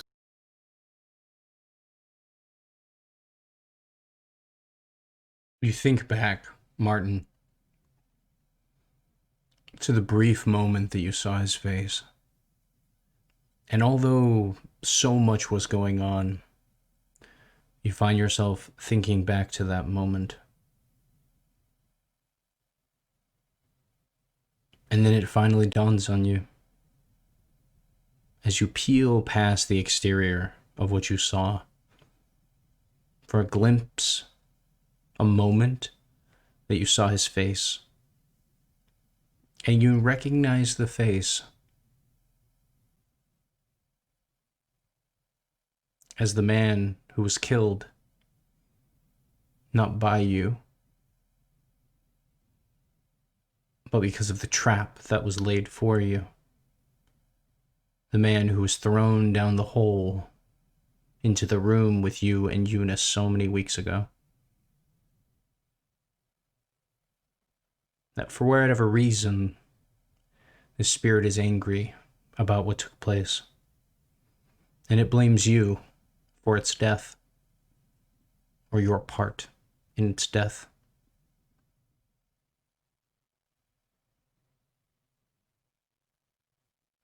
And I think there is a good place to end tonight's game. Sing it, Doug! Sing us out! Goodbye, we'll see you next episode. Oh, yeah. Goodbye, we'll see you next episode. We'll play Blades in the Dark all night long. Oh, yeah, that's the song of my heart right there. All night long.